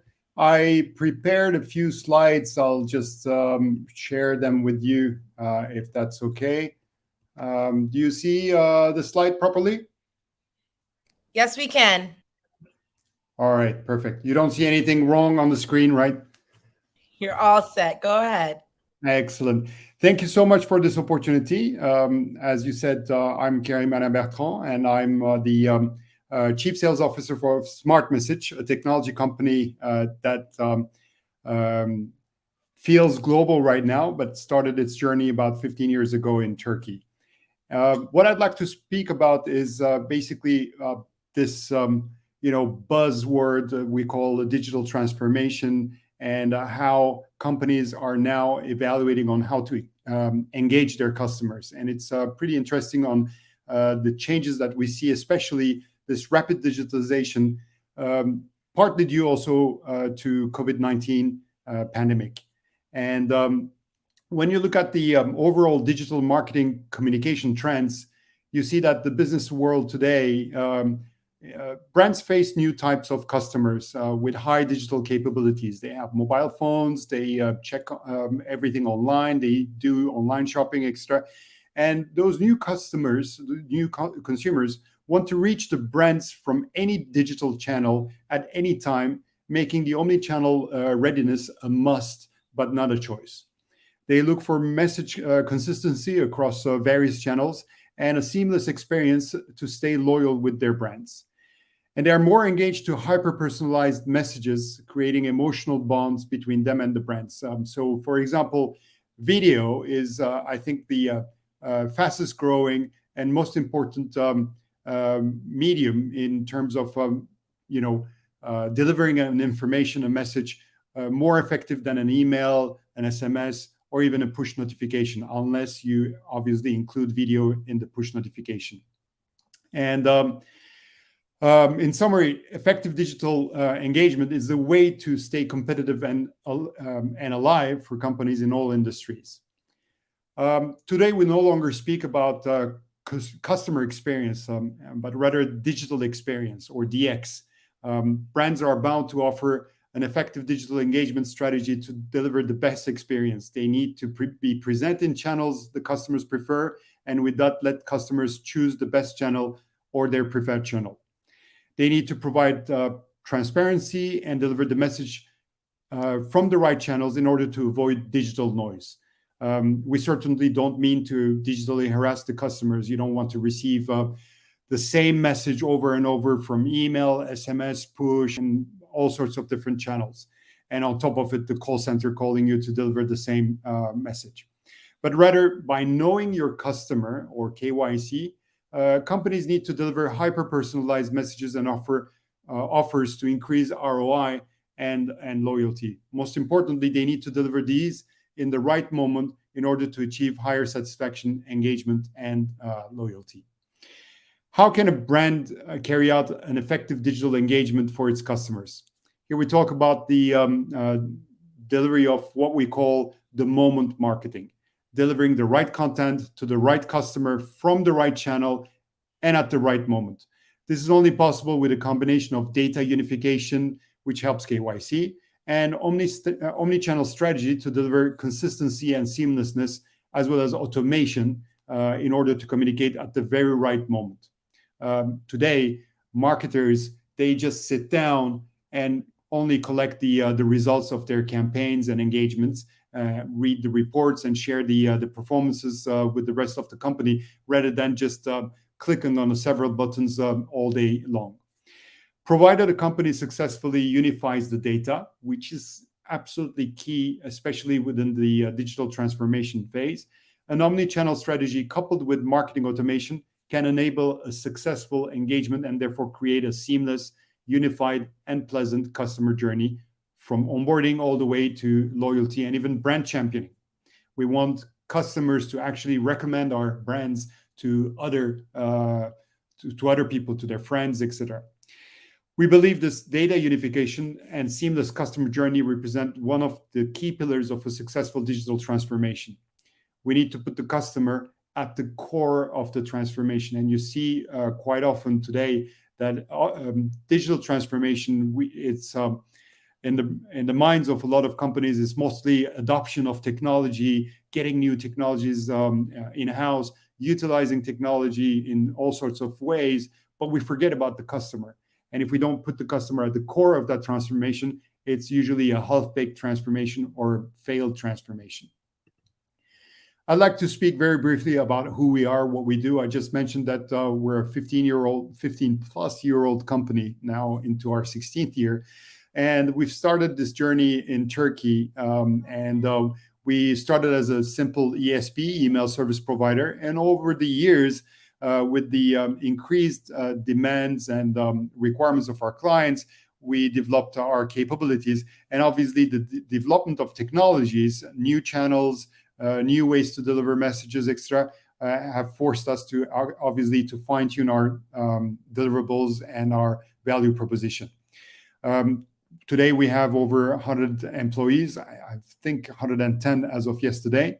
And we work with very large brands. I mean, we have hundreds of customers, but the ones that are most compelling are just listed here. Some are internationally renowned companies. Some are the largest players within their markets, and some send millions or billions of SMS per year. And we help them to actually deliver those messages to their audiences. Now, by the way, I just forgot to mention it, we're a Microsoft Gold partner, and Microsoft is of tremendous help and support for us in our global expansion. We are currently present in Turkey, UAE, Saudi Arabia, Singapore, Czech Republic, UK, the US, and specifically for Latin America, we chose Chile as a starting point. But I'm just surprised. I mean, pleasantly surprised to see that every time we mention a country, they say, "Why didn't you think about the other country?" I mean, when we talk about Colombia and the opportunities in Colombia, they say, "Don't forget about Mexico." And when we talk about Mexico, they say, "Don't forget about Peru. Don't forget about Chile." We say, "We're in Chile, but what about Brazil? Brazil is a huge country in Latin America. Okay, they don't speak Spanish, but it's a huge market." So ultimately, we need to start somewhere, and we started with a presence in Chile, and we're closely in touch with a number of companies in that particular country, and we aim to grow rapidly in the Latin American continent as well. Now, in a nutshell, what we do, we cover with a module we call Engage, 180 degrees of communication with outbound communication. So any message that you need to send to your customers via email, SMS, push notification, or whatnot is managed by Engage.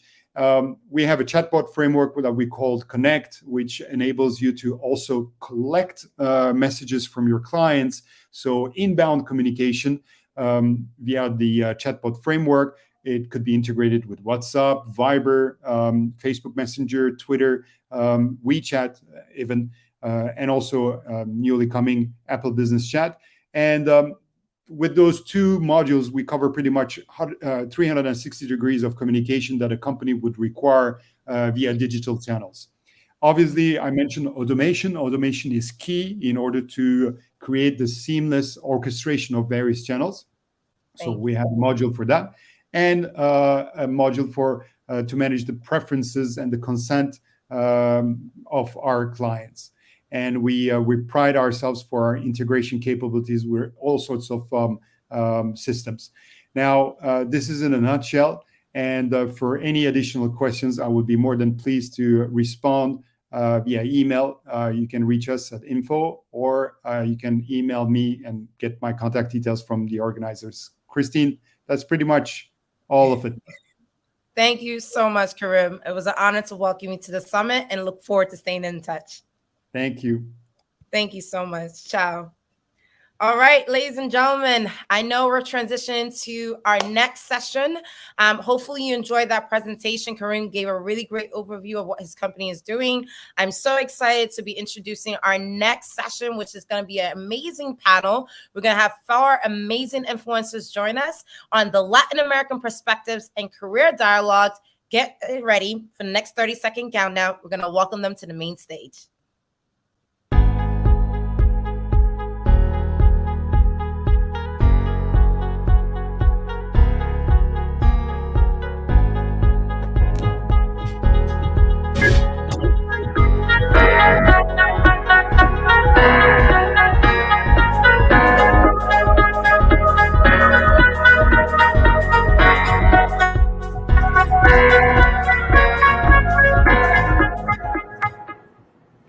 All right, ladies and gentlemen, please give a warm welcome to our keynote speakers for this session.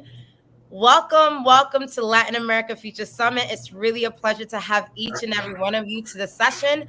Ladies and gentlemen, let me just do a quick roundup. We have Julieta, Business Development for Dialoco, here with us. Gabrielle, Transformational Architect and Red Hat Open Innovation Labs. Mariana Segal, VP of Strategy and Alliances at Geopagos. And Miguel, VP of People at Conecta. Now, ladies and gentlemen, please give a warm welcome. I'm going to now pass the mic over to each of you to pretty much introduce yourselves to not only the Latin America Future Summit community, but tell us one thing that excites you about the work that you do before we kick off the dialogue. I start with Gabriel, and then we'll pass it around the mic. Gabriel, over to you. Thank you, Christine, and it's my pleasure to be here with Mariana, Mike, and Julieta. Pleasure to be here at the Latin America Future Summit. So what excites me about my job right now is that I have the opportunity to design transformation. So I help clients to go through their transformational journey. So I always like to say that I'm able to design new opportunities to answer cultural challenges in the society right now. Thank you so much. Passing it over to Mariana. Please introduce yourself. Thank you, Christine. My name is Mariana. I work at Geopagos. In Geopagos, we are an enabler that provides a payment platform around Latin America. Currently, I work as a VP for strategy and partnerships. And what's exciting about my job is that I am able, from my company, to change the market of payments all around Latin America. We are working with merchants all around the countries we operate in, and we can include many of them in the financial system that currently they were not using. So we are changing the future of payments as we speak. Thank you so much. Julieta, over to you. Thank you, Christine. Hi, everyone. Well, thank you very much for the opportunity of being here. So basically, my role at Dialoco is I'm a business developer. I think that, what really drives me of my role and being part of such a great company as Dialoco is, as Mariana was saying, we are also introducing into emerging markets, which is our focus. Basically, this new way of being able to access payments.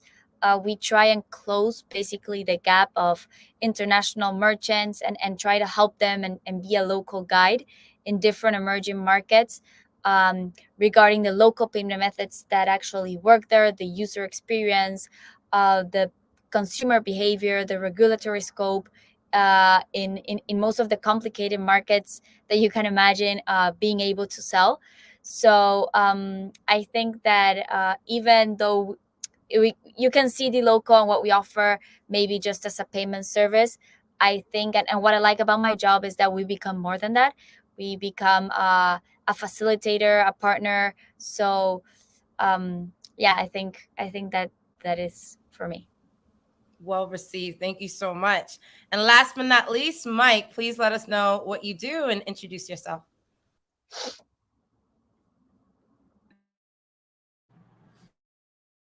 Thank you. And I'm very pleased to be here. I am the VP of people. So, well, my job is to build the best team, right? Build the best team, take care about the people. And what excites me is we have this beautiful mission, to really enable the digital economy so people can thrive. So that's what is very exciting, caring about the most important asset of the company and build a strategy so everyone can be their best version. So very happy to be with you all here. Thank you so much for giving those amazing introductions to what you do. Now let's dive into the conversation for the panel. So as many of you are aware, this is not only about your perspectives of what's happening across Latin America through the eyes of your organization, but also how did you personally get into the position that you are in, your career journey. So before I dive back into what you do in terms of your organization, I would love to hear your story. How did you get here? Because I think right now during this pandemic, everyone's having a reset. Everyone's talking about digital work, the future of work. We're living in a completely new reality, and it's really empowering to see people who are successful in the region doing what they love to do best. So I'll kick off and I'll work my way backwards this time. I would love for each of you just give some opening dialogues about what is your career journey and how did you get to where you're at. Let's start with Mike. Mike, go ahead. Perfect. Well, I think the interesting thing about my career is before I'm able to be here, I just work in different industries, right? And learning from the best. I used to be in pharma, consumer goods. I was, I used to be at Uber for the last 5 years, and now I can really get all this amazing experience implementing the best practices here at Connecta for our people. So I think it's, like understanding and learn from the people that is already doing amazing things. And today I can put that in the service of really building something, like some things work, some things I can do different, and some experiments that I love to do. So what I'll say about my career is that I have different teachers during my whole career, being almost 20 years in different places. And now in this super fast-paced startup mode that I really love, it's just getting the adrenaline and really getting this engagement through all the company so we can have this champions mindset and just go for all of it. So obviously this is what I've learned in my career. Like some things work in this fast-paced environment. Some of them needs to be better, needs to be faster. So I think that will be the sum of how I get here, and I'm very happy to just start doing things differently. I think that is, the appetite of this startup mode. Like you are able to implement fast, to just make some mistakes, ship very quickly, and then just start doing different things every day. That's amazing thing about just being here in this industry. Well received, Mike. And I see some engagements and excitement of all the startup entrepreneurs on the chat feed reacting. Julieta, please tell us your career journey. How did you get here? Well, on my end, do not have such a long career journey, maybe as Mike. But I did have a small, let's say, a change in an industry, and basically more than industry, just in the dynamic of the kind of company I got involved with. So I started my professional career working at Scotiabank, and then I jumped into the local. And I think I agree totally with Mike, and then I can say I basically my professional path has been really built up at the local. So I think that I could be kind of like a newborn in this industry of startups and fintech, and I couldn't see myself in any other dynamic. So this fast changing environment in which you're always challenged, you always have new things, you always have, I think is what thrives me, and not also myself, but I can also see that at the local team.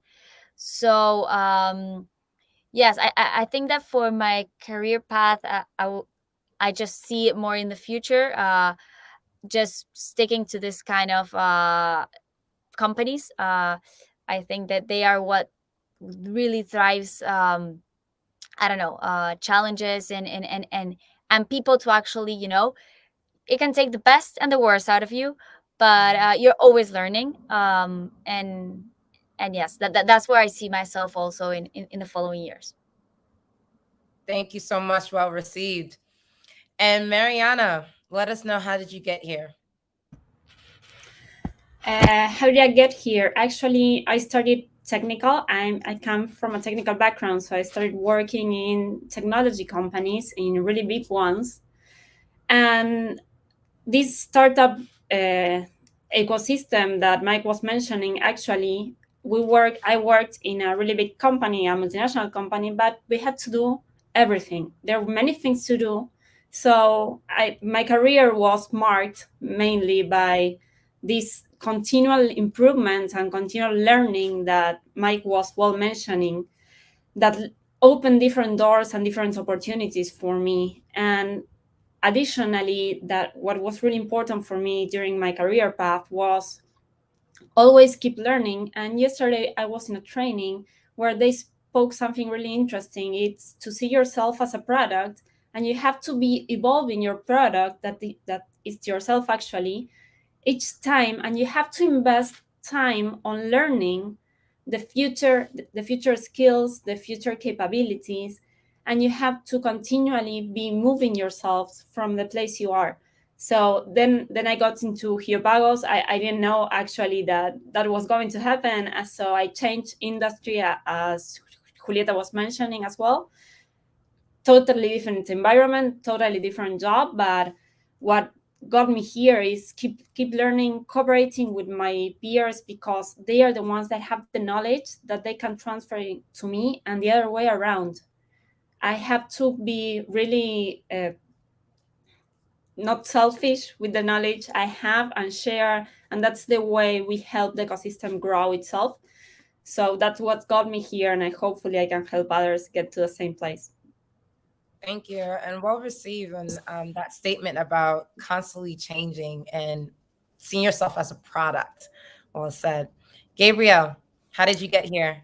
So, long journey. I mean, I think that's not long as Mike, and I think that I'm going to echo a lot of things that Julieta, Mike, and Marian just said, because as Mike, I don't come like from different backgrounds, but when I was about to go into college, I had to decide about doing music production, fashion design, or computer science.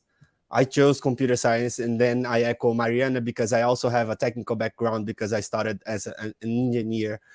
And but what I think is that, like, in a way, I kind of, and what makes me able to do the things that I do today, and what makes me like feel empowered to do that, is that I grab like little things from design, such as like design the best solutions for problems in the generic way as possible, like creating like new customer experience and new digital experiences as well.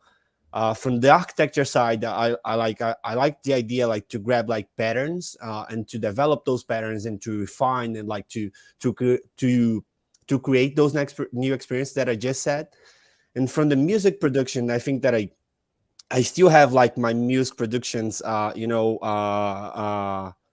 traits where I when I'm doing software or when I'm like architecting something, I like to think that I'm doing music, because it's just like creating connections with people. And here I quote one of the best singers that I know from the band the 1975. There is a music where Matt Healy says, like, is that designer unite Paris? And I think that like my job is like to create connections between people and technology, people and solutions, people and people. And that's the beauty of it. Like I always like to think that I'm connecting people with new things. Thank you so much for that. So now that we have an understanding of like, how did you get here? Let's talk about Latin America. I would love for each of you to, first of all, start with telling us what country either that you're from or what country that you're in, to shape, your perspective for this next question. And I'll provide each of you a minute or two just to provide keynote remarks on this. Is where do you see the future of Latin America, more specifically the tech and startup ecosystem, and what excites you about it? So we'll go with Gabriel, then work our way around.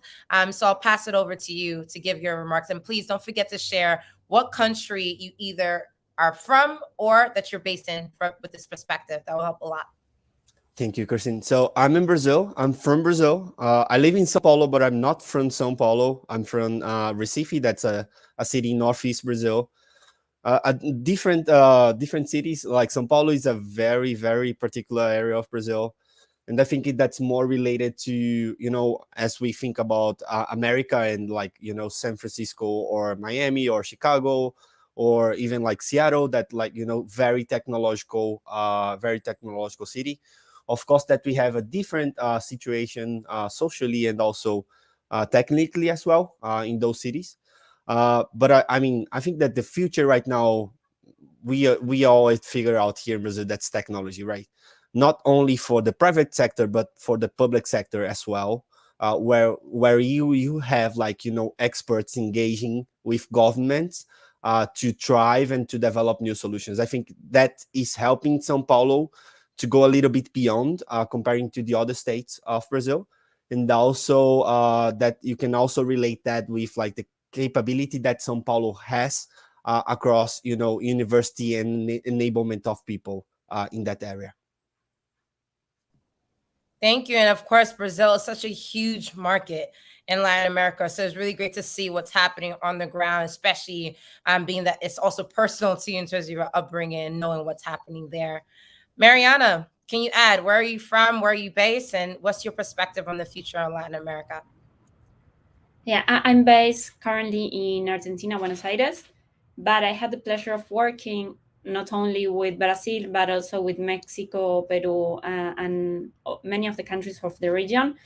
Latin America, it's, as Julieta will say, is an emerging market, and that gives possibilities to everyone, not only companies, but also the people that are immersed in the market, because we have lots of things to still build and develop, not only in technology, but also in the day-to-day products that we use, the solutions that we have for our day-to-day solutions.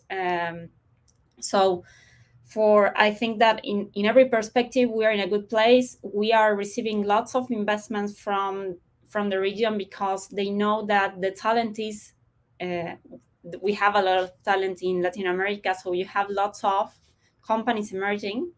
And it's important for anyone that is in Latin America to understand that it's the best moment to see what's the path that I want to take and go for it. Because since you have lots of opportunities, you can reinvent yourself and see if you want to go into fintech, insurtech, healthcare, whatever, you will have an opportunity. The only thing that you need to do is go for it. Thank you so much. Julieta? Thank you, Christine. So I'm from Uruguay. I'm based in Montevideo. I was born here. I had a pretty much international childhood then. I moved around with my family, but now I'm based in Montevideo again. So I think as well, Gabriel and Mariana, and I imagine Mike as well, we get to see very firsthand what goes on in Latin America. I agree with what both Mariana and Gabriel have been commenting, is that I think Latin America is growing in the appetite for new solutions, for more disruptive way of basically interacting between users and buyers. What on my end, I'm a business developer, so I get a lot of the first-hand touch with the clients and what they want to do in different markets. So I see a lot of international clients really, really interested in being able to come into Latin America, understand the market, understand how they will be able to sell with their use, with the products they bring, with the user experience they want to kind of in a way maintain and transmit, but at the same time adapting on what really is used in each of the single markets. And I think that Latin America is growing into that sense as well.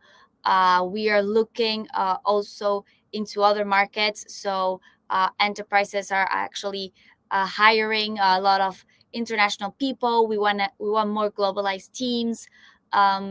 So I think we're trying. We have, in a sense, we understood the power we have. So I think we know we are a huge market, and we know that we still need a lot to grow and to professionalize in that sense as well. Well said. And Mike, I just wanted to add to, if you could also add a little bit of perspective on culture. I know you're a big proponent around culture as well. So looking forward to hearing your response on this question and your perspective on this.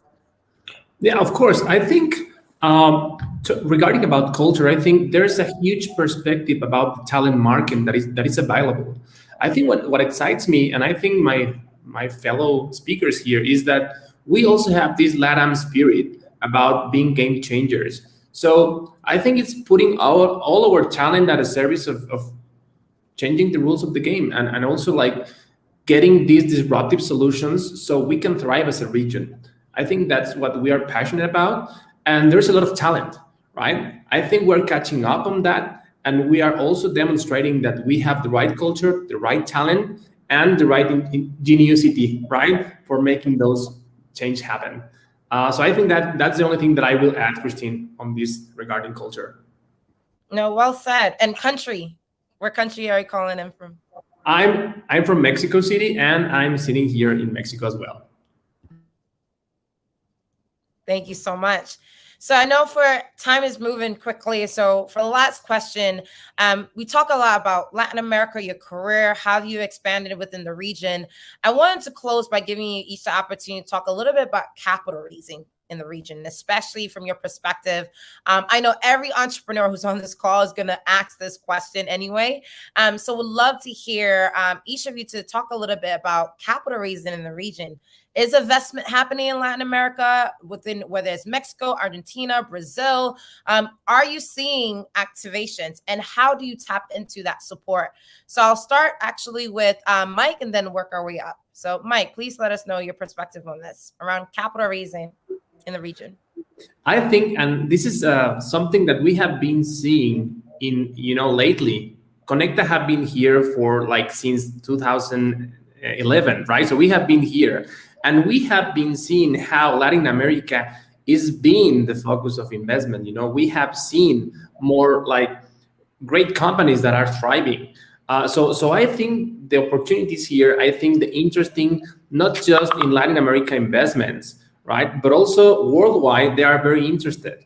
But talking about people, there is also a huge investment.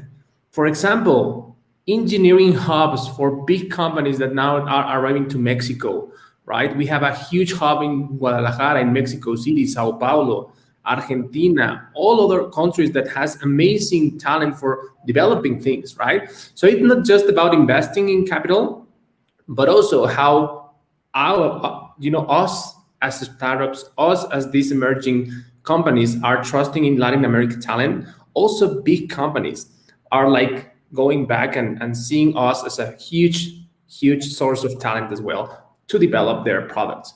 So also the last thing that I will add is how some companies are really investing in building things for the LATAM and emerging markets. It's very interesting, right? Because I think we have been proved that we have a very unique needs on the market that needs to be served as well.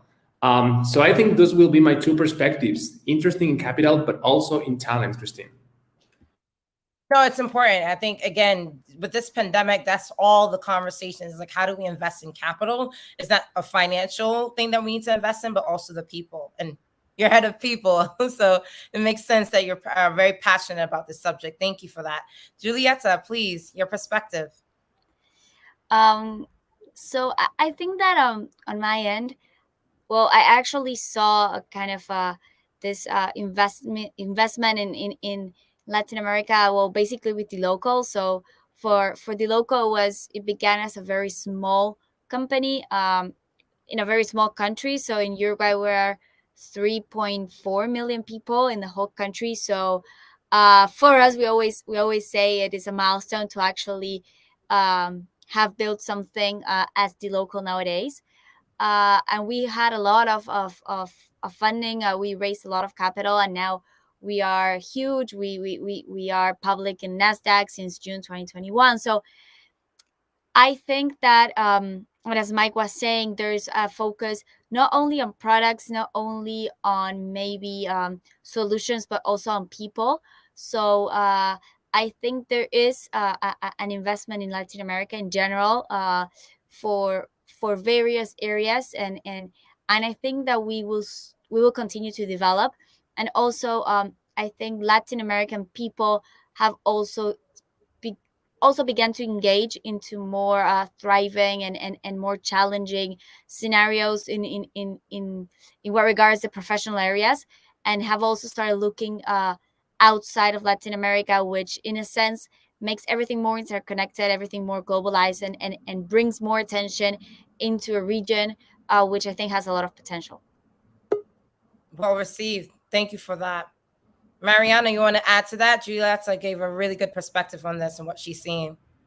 Yeah, what I'm saying is all VCs are focused. They are focused or have a venture fund that it's focused on LATAM. We see great movement in this area, and capital is coming. But I think it's not only because that we have the potential and we have the people, but because the borders have been erased. An investment in LATAM is actually an investment for the world. Whether we we have a company in LATAM operating in LATAM, does not mean that that company cannot operate in other places of the world. And I think that this virtuality, this pandemic that has changed the perspective for all of us, has changed the perspective for the VCs as well. And now they understand that an investment in LATAM is not only LATAM. It's an investment of changing the industry in whatever sense they have. So it's an investment actually for all the countries that we have. What a way to describe it. Investment in LATAM is not just an investment in LATAM. Gabriel, some quick remarks on this. Sure. And I think that, like, just to echo what Mariana said, it's just like about creating connections with Latin and the other regions of the world, right? And I can definitely speak about, you said, Christine, about investments. So there are two major financial technologies raising up here in Latin right now. That's open banking and real-time payments. That's almost like a reality for every country here in Latin America. I think that's going to drive a lot of the scenarios that Julieta and Mike said, because regards like, engaging with new ways to do investments and also new way to raise capital, that's going to generate the need like for the companies, like, to raise new talents and also to maintain the talents that they have. So those are going to be very important. And I think those are going to, direct some of the discussions that we are having right now. Thank you so much. And so I know we're out of time, but I definitely want the audience to continue this dialogue. I know we're sharing your LinkedIn feed, so you expect to get some people reaching out to you after the summit. But I just want to say thank you again for coming on Latin America Future Summit. Not only were you able to provide some perspective of what's happening in the region, your passion as well. It was nice to see some of the things that excite you, whether it's design, whether it's culture, whether it's people, talent, or just funding, or just what's happening in the region in general. It was nice to see that engagement, but also how did you get there? And I think for a lot of people, as said on this panel, there's a lot of excitement for the region. And I think, Mariana, I think I'm going to end on your note that, an investment in LATAM is not just invest in the region, it's going to impact the world in many different respects. So thank you so much, each of you, for joining us. Ladies and gentlemen, please give a warm virtual round of applause to our amazing speakers and their thought leadership today. It was a pleasure to have each and every one of you. Thank you so much. Ciao. We'll be in touch. Thank you, Christine. Bye-bye. Thank you. Bye-bye. Ciao. All right, ladies and gentlemen, there you have it. Our amazing panel guests who joined us here today. It was amazing to see the perspective. I know it was amazing dialogue, and I look forward to hearing more from them in the future as we engage the community.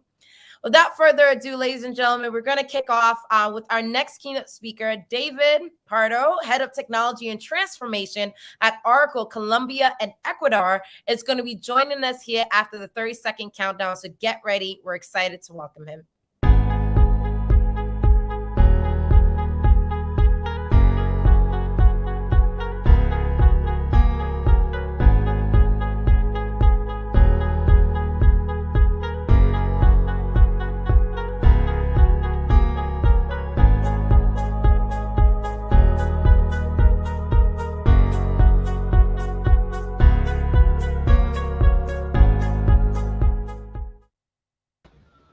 Hello and welcome. Thank you so much for accepting our invitation.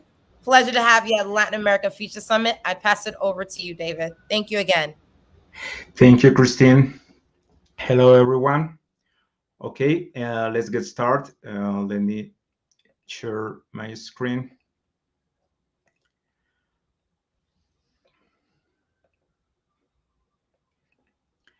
Okay. As I said, my name is David Uribe, Head of Technology and Transformation in Oracle Colombia and Ecuador. I'm based here in Bogota, Colombia, and we are going to talk about the true revolution we are living in Oracle Latin America. A revolution related with the direction that the market has been taking and what we believe our customers are needing. The first point, fundamental point in this revolution is the democratization of technology. And we are aware that this democratization begins with inclusive access to technology. For this reason, we have built the initiative called One, Oracle Next Education. This is a great opportunity, totally free for all people who want to work in technology and who cannot access paid education. One is the education and employability platform to train and position the professionals of the future. This is a 6-month program and that will offer courses to develop technical and non-technical skills with a focus on programming and entrepreneurship to help low-income people prepare for employment of the future and have new opportunities in the labor market. The strategy in this fiscal period is to train 5 people for each contract signed in the region. In the previous fiscal year, we had 8,000 contracts in Latin America. So if that level were achieved, in total, it would be 40,000 people included in the program. But it's clear that we are going to increase our contract numbers this year because it's the trend. Okay, the second point is that throughout the pandemic, we have seen the IT skills gap become wider than ever before due to our increased dependency on high-tech and cloud skills. This gap not only impacts the people looking for meaningful careers, but also companies seeking qualified professionals. By providing free training on the fastest growing cloud technology in the industry, Oracle is helping individuals build the skills they need for successful careers and making it easier than ever for our customers to maximize the value of the Oracle Cloud investment. For Latin America, we have the goal of reaching 10,000 certified consultants throughout the region. I take this opportunity to invite you guys to take these courses to achieve your certifications that will be available for free throughout December 31 of this year. Okay, the Oracle's commitment to the region continues to be very aggressive due to the high growth rates that have been presented in these markets. Therefore, the next thing that comes is the construction of several data centers in different countries of the region, with the aim of strengthening their infrastructure for public cloud services with lower latencies for our customers. Oracle currently has 34 data centers in the world and plans to have 10 more by the end of the next year. In the region, today we have 2 in Brazil, one in Chile, live in Chile, and one under construction in Mexico. Then one more come in Colombia, and the second one from Chile are planned to have at the end of the next year. We are doubling the storage infrastructure due to the trend of the data production currently facing the world and Latin America. Okay, the industry-specific solutions have unquestionably become the cloud's next big revolution. Oracle already has 100,000 industry cloud customers and 16 million users in 120 countries. Latin America will be the first region in the world to integrate the GBUs or global business units with the horizontal solutions. The GBUs or global business units are line of business that for years dedicated to provide industry-specific solutions. And these horizontal solutions, such as ERP, supply chain management, human capital management, advertising and customer experience, and even the Oracle Cloud infrastructures, will be integrated in order to provide a single cloud application strategy. In this way, Oracle strengthens its service offering by putting the client and their needs at the center.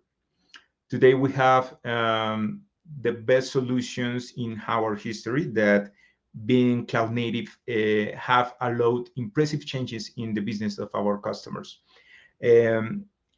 For instance, a 50% reduction in customer service time at Team Brazil, communications enterprise. Or the other example is the adaptation of Arcos Dorados to the delivery modality during the pandemic. So the Oracle's new market strategy will be 100% focused on industry with the mission of promoting a new service culture, much more focused on accompanying the customer experience with the best industry specialized solutions and multidisciplinary teams. Okay, at the end, the revolutions do not happen on their own, but they need people. That's why we are investing in attracting the best talent to build the best possible teams and be able to help our clients respond to the incredible challenges they have today. We are confident that during this new fiscal year, Oracle will achieve 3-digit growth in Latin America, thus continuing the good results of the previous fiscal year. We have a hiring plan of more than 500 people, which include very diverse profiles of professionals for sales, pre-sales, customer service, and consulting areas. During the past fiscal year, even with the obstacles posed by the pandemic and COVID, etc., and the need to work remotely, Oracle reached a milestone managing to implement 575 projects, which is equivalent to more than 2 projects per day in Latin America specifically. That's why we believe in the Latin American talent.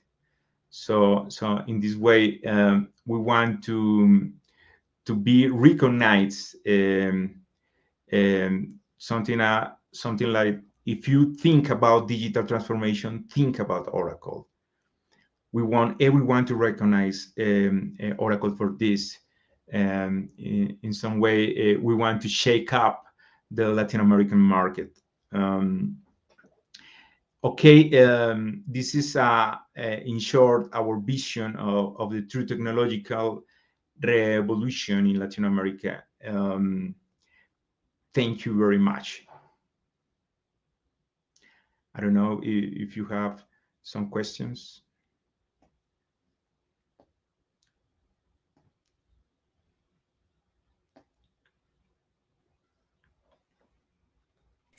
Thank you so much for that presentation. And of course, also sharing some resources on people to be able to even tap into Oracle's resources to be able to do the training. I believe the deadline is December 31st. I'm not sure if we have time for questions now, but is there any concluding remarks you want to provide the audience before we let you go, David? Okay, thank you very much for your invitation. Thank you again. It was a pleasure to welcome you. We'll be in touch. Okay, bye-bye. Bye-bye. All right, ladies and gentlemen, there you have it, our last keynote speaker for the session. We're not done yet. We do have one more speaker that's going to be joining us here. She's going to be presenting. I'm going to kick off the 30-second countdown so we can welcome Anna, our next and final speaker of the session.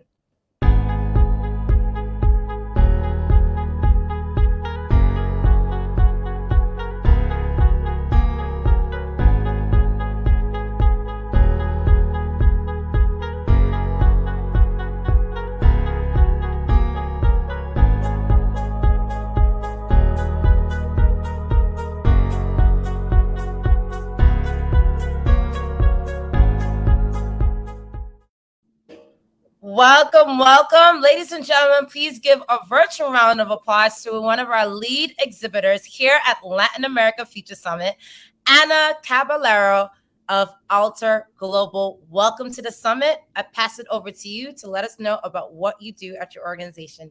Thank you so much for supporting us. Thank you, Christine. I'm so happy to be here.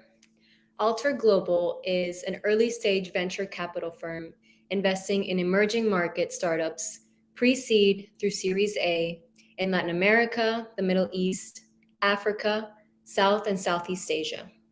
If you're a founder in an emerging market building something new, we would love to hear from you. Equally, we're always looking for talented people to connect our portfolio companies with. So please reach out if you may be interested in a new opportunity at a high-growth startup. You can reach me at anna@alter.global.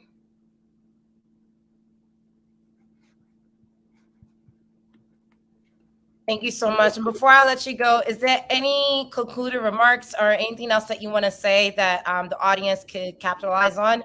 I know we're sharing your contact information. Anything else? That's it. So happy to be here. Thank you, Christine. Thank you again. Ladies and gentlemen, we just have Ana Caballero from Alter Global joining us here at Latin America Future Summit. We're going to be sharing your information through the email blast as well so people could sign up and stay engaged. Thank you so much. Thank you, Christine.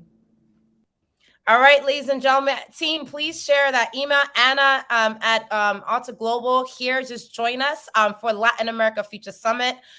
They are a complete supporter of ours. We're really a pleasure to have them at Latin America Future Summit. So ladies and gentlemen, please hashtag Latin Future Summit. Tag them, engage with them, connect with Ana Caballero via LinkedIn. And of course, you will get an update for those of you who signed up via the newsletter, more information about what they do. Thank you so much.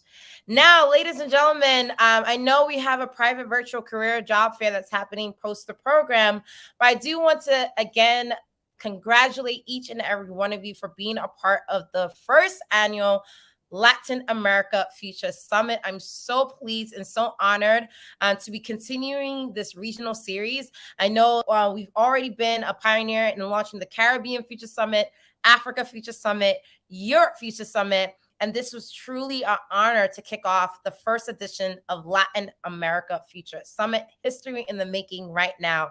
A huge thank you to our global partners and local partners who made this possible. We could not do this without you. And of course, I want to, again, 1,000 thank yous to our speakers for supporting this initiative, being content creators and contributors to the conversation. We had a dynamic lineup of investors, entrepreneurs, government officials, corporate leaders, influencers within the Latin American region, whether they were from Brazil, Argentina, Chile, Uruguay, Mexico.